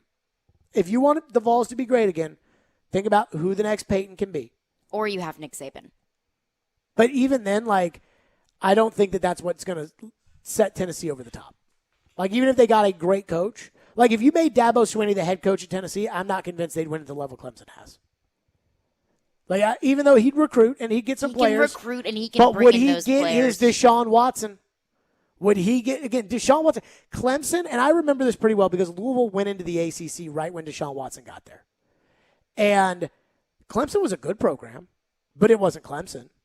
I mean, it wasn't what it is now. It was a good program. They recruited well. There was a lot of talk. Chad Morris was a guy that when Charlie Strong left and took the Texas job, Chad Morris was a guy who there was a lot of discussion about how they might go after him as the offensive coordinator at Clemson. They might go after to be the head coach at Louisville. And there was a lot of talk that Chad Morris had gone out of his way to get this kid out of Georgia who was supposed to be the next superstar. His name was Deshaun Watson. And it was like, wait a minute, this kid's supposed to be a superstar?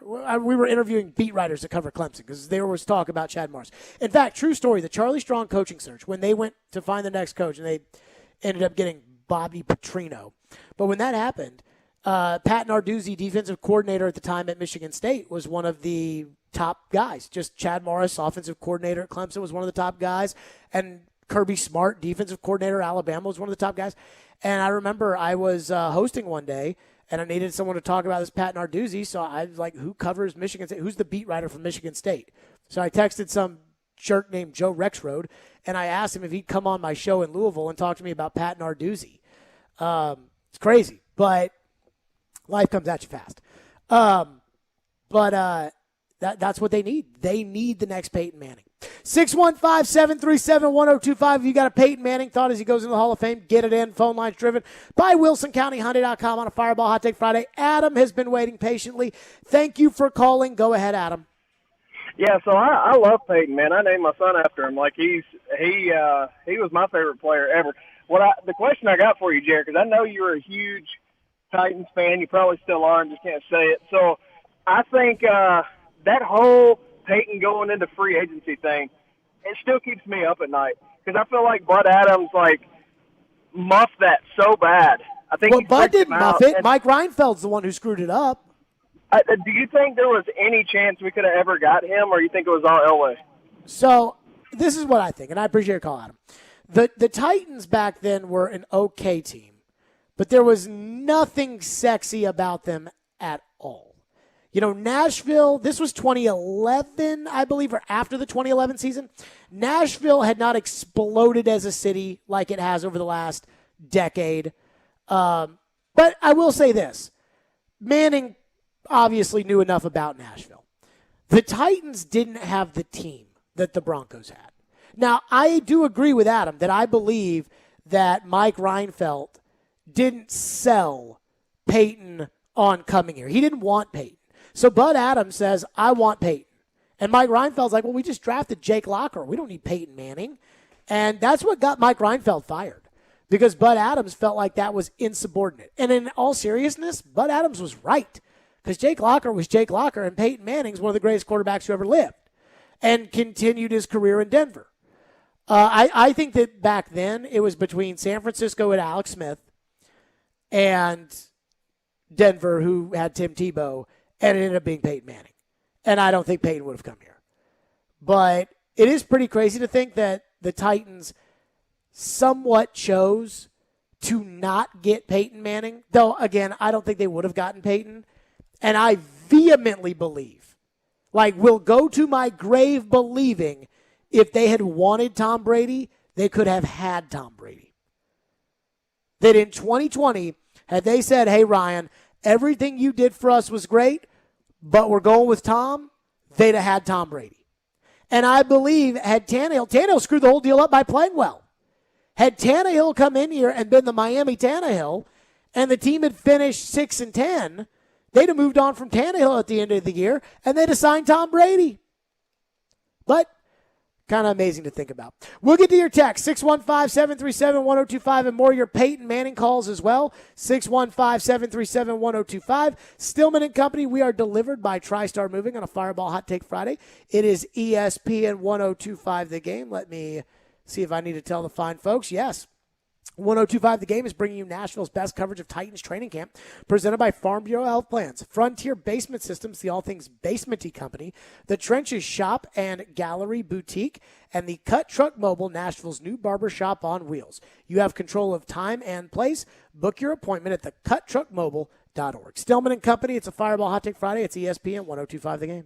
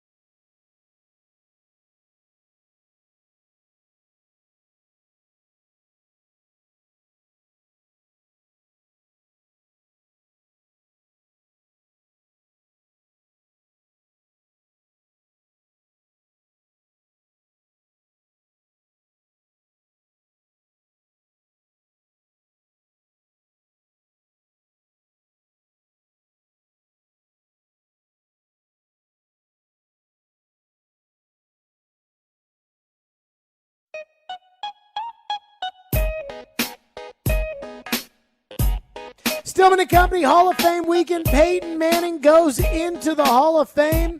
Do you have a problem with all the people getting inducted? I mean, I get it. You couldn't have had the ceremony last year, and you want your family there and the fans there, but there's too many people that I don't care about going in the Hall of Fame. It's like it ruins it for Peyton that we have to sit there and watch a speech from someone we don't care about. I think that you're being a crybaby about it. You think so? Yeah.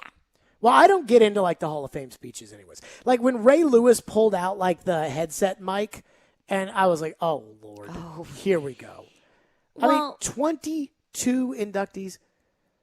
Okay, I'm fine with Calvin Johnson. Well, it's 22 from last year and this year. And it includes the centennial class that honors the 100th year of the NFL. Yeah. And so it's more than normal. I mean, the 2021 class is 6 or 7 guys. Yeah, which is what I would prefer. It's not a lot, but I mean, you have 8 last members year, for and they deserve their moment in the sun. It would be terrible to be in the Hall of Fame and never get that opportunity to celebrate it. So I'm glad that the 2020 group gets to have their shining moment. But yes, it's a lot more than there normally is. Well, I got mad about the centennial class. I didn't think Bill Cowher belonged in the Hall of Fame. And they put him in the Hall of Fame. I thought Bill Cowher was a good coach. And he won that one Super Bowl at the end. But, he's fine. He's fine. That's where, when Joe Rexrode says something if a guy does something in Pittsburgh or Dallas or Green Bay, it doesn't matter if it's Buffalo, Cincinnati, Tennessee. And I'm like, that's ridiculous. Because Bill Cowher is only getting in because he was the coach of the Steelers. Jimmy Johnson, I'm okay with. Because Jimmy, here's the thing about Jimmy. I think he belongs there. Is the early 90s, Jimmy was the face of that. Troy Aikman was not the face of that Cowboy team. It was Jimmy who rebuilt the roster. Now, there was no salary cap back then, but it was Jimmy who pulled off the Herschel Walker trade. It was Jimmy who, and you think of that early 90s, and it's Cowboys. And I can go with that. Yeah, I mean, a little Buffalo Bills here and there, but it really, they didn't win a Super Bowl. Dallas won all the Super Bowls.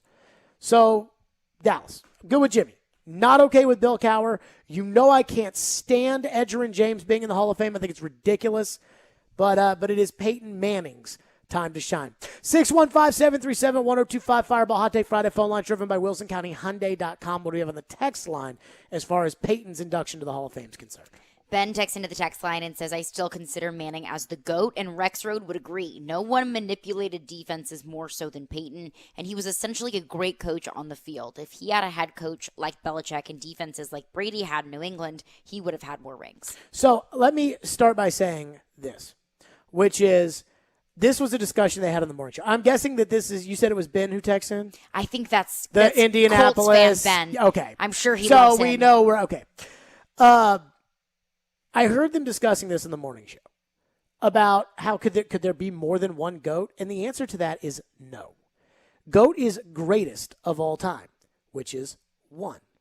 In fact, Wayne Gretzky had the nickname the Great One, and Muhammad Ali told Wayne Gretzky, you may be the Great One, but I'm the greatest. And there's only one GOAT, and it's Tom Brady. I hate it for Manning, and I said this at the top of the hour. I hate it for Peyton that his career will be overshadowed by Tom Brady. But that's ultimately what it comes down to. And I think that that same logic applies to any other great basketball player playing right now, because no matter how great they are, they will never be LeBron James. Well, see, that's where I differ, because, and I don't know what we're going to consider great for basketball in the future, because all these guys switching teams, I don't count Kevin Durant's championships. How can you count? Why not? Because he went to the team that was already there. Okay, you operate under the circumstance of why would I eliminate something? Why would I look past that whenever it's there? No. You cannot just look past Kevin Durant's championships because he won them. This is a total general consensus that Durant's championships are nothing like Michael's, where he had to go through the bad boy Pistons. And he had to go through Magic Johnson, and he did it with his team. I don't think they're as quality as Michael Jordan's, but they're still championships. No. I'm not going to make the argument. I'm not making the argument that Kevin Durant is a better basketball player than Michael Jordan. Will have a legacy like Michael Jordan. The difference I'm not making that argument. This isn't my opinion. This is the general consensus that once LeBron won the first one in Miami, it was tainted because he engineered that team. And Durant did one more where he went to the team that was for sure going to win the championship if he was on it. Like nobody. See, that's the opposite of competition. Like the way Michael did it was he would have figured out a way with Westbrook and that Oklahoma State team to win a title there. Ian, back me up on this. The general consensus is Kevin Durant's Golden State championships don't count when we talk about greatness. Yeah, I think people are like, he kind of went there to take the easy route. He game sharked that, baby. Well, I'm not making the argument that Kevin Durant's but whatever. I'm just saying, like, when you look at great quarterbacks right now, they will get overlooked by Tom Brady. You make that argument about Peyton Manning. Okay. Great basketball players right now will get overlooked by LeBron James. Maybe. I don't know how this era will be viewed in basketball because people hate LeBron so much. And because LeBron, like, I think people will look back on... People hate LeBron, but people talk about LeBron. I think that people will look back on LeBron as inferior to Michael, and that will be the first thing that comes up all the time. It's easier for me that will be the argument that stands the test of time is LeBron or Jordan. So it's easy for me to say that. Well, see, I don't think it will stand the test of time. When LeBron retires with 4 rings and Michael has 6 all in the same place, I don't think it's going to be close. Like, I think the discussion's over. But if LeBron wins another ring, that'll give him 5. And then if you have 5, then you could see, okay, if he gets the 6th, then he's tied with Jordan. But he's lost in the finals so many times. And Jordan never lost in the finals. And I go back to this with, like, the era of basketball. I have no idea what this era of basketball is going to be. Because you could take somebody who's a little bit younger, and they could reel off 6 titles in a row. Mm-hmm. And I don't know who that person is, but nobody knew that about Michael Jordan. I mean, you wouldn't have taken Sam Bowie over Michael Jordan if you knew Michael Jordan was going to be Michael Jordan. Right. But I think it's more like the 90s, like the Brady Manning thing, where Brady, when you think of the 2000s era in football, Brady will be the first thing you think of. Before you think of Brett Favre, before you think of Peyton Manning, before you think of Aaron Rodgers, before you think of Drew Brees, before you think of Russell Wilson, before you think of Patrick Mahomes, before you think of anybody, it will be Brady. And I worry that, like in the 90s, where we had Patrick Ewing and the New York Knicks, and we had Karl Malone and John Stockton and the Utah Jazz, and I'm worried that we're going to look at Peyton like we look at those guys. I also think there's a little part of me that thinks that maybe we'll look at Peyton kind of like we look at Kobe and Shaq. You know, where we recognize Kobe and Shaq don't represent an era. I think the personality aspect brings in a different element. Peyton's personality? Yeah. There's probably something to that. Like, everyone knows likable. Shaq because he is also so likable, and he's such a fun personality and has continued to stay within the media, and I think Peyton will be similar. Although, when we, like Shaq, and I love Shaq, but there's no, I mean, Peyton, Peyton is up here, and Shaq's, kind of here. But I mean about, like, the personality, kind of. I think Peyton is probably more like Kobe, where you don't make the argument so much about Kobe being better than Jordan or even Kobe being better than LeBron, which I would take. If this is the thing I've always told people. I'm going to say it. So a country singer by the name of Kip Moore said to me one time, when we were talking about LeBron and Jordan, he said, if you had to pick one of those two guys to win you a game and your wife and daughter were on the line if you lost it, everybody's taking Jordan. And I said to him, I go, the real question is Kobe or LeBron. Who do you take? And I think most people would take Kobe. I would take Kobe. I think there's a lot of people. I think we'll look at Manning like we look at Kobe, where we don't ever consider Kobe ahead of Jordan. Mm-hmm. But I think there's like a respect level of Kobe that we say, okay, I mean, hey, that's Kobe Bryant. Caroline's is coming up next. A Fireball Hot Take Friday. You all know I love ice cold Fireball Cinema Whiskey. There is no better way to start your weekend or to ignite your night than with that ice cold Fireball Cinema Whiskey. It is my favorite, and it goes down so smooth. If there was a Hall of Fame of a great whiskeys, Fireball would be in there. That's right. Fireball Sin Whiskey. Ignite the night. Please do responsibly. Be 21 years or older to enjoy. That's Fireball Sin Whiskey. Stillman & Company. It's ESPN 102.5 The Game.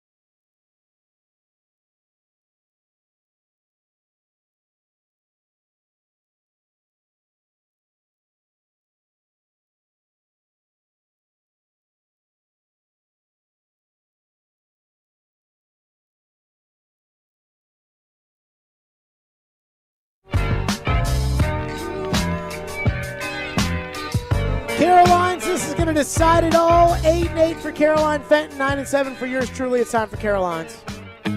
Get in on the action. Put the money on the mahogany. What's on tap on the sports books? It's time to break it all down with Caroline's. Here on Stillman and Company. On ESPN. 102.5 The Game and the Game Nashville app. We've got Phillies Mets tonight, and I picked this game because I love this pitching matchup, but give me Phillies plus 1.5. They're throwing Kyle Gibson out on the mound with a 2.86 ERA. Mets are throwing out Marcus Stroman, who's got a 2.80 ERA. I think it'll be close. So give me Phillies plus 1.5. Mets are kind of collapsing. Give me the Mets, though, on the money line. What's next? We also have a UFC fight tomorrow night, UFC 265. It will be Derek Lewis and Cyril Gane. Give me Gane by a knockout plus 165. He is undefeated in his MMA career. 3 knockouts, 3 submissions, and 2 decisions. And I think that he will be able to go the distance and knock out Derek Lewis. I'm going to go Gane on a decision. Okay.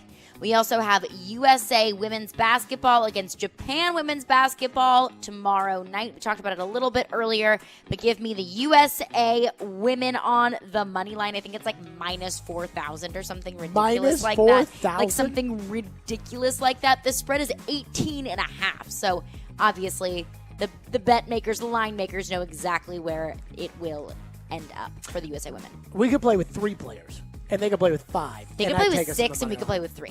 That's going to do it for us. I'm Kagan USA on the money line. That's going to do it for us. Speaking of money line, that comes up next. Chase McCabe, I believe, Ryan Porth, hanging out with you next. All of your gambling stuff. That's it for us. Have a great weekend. We will be back Monday.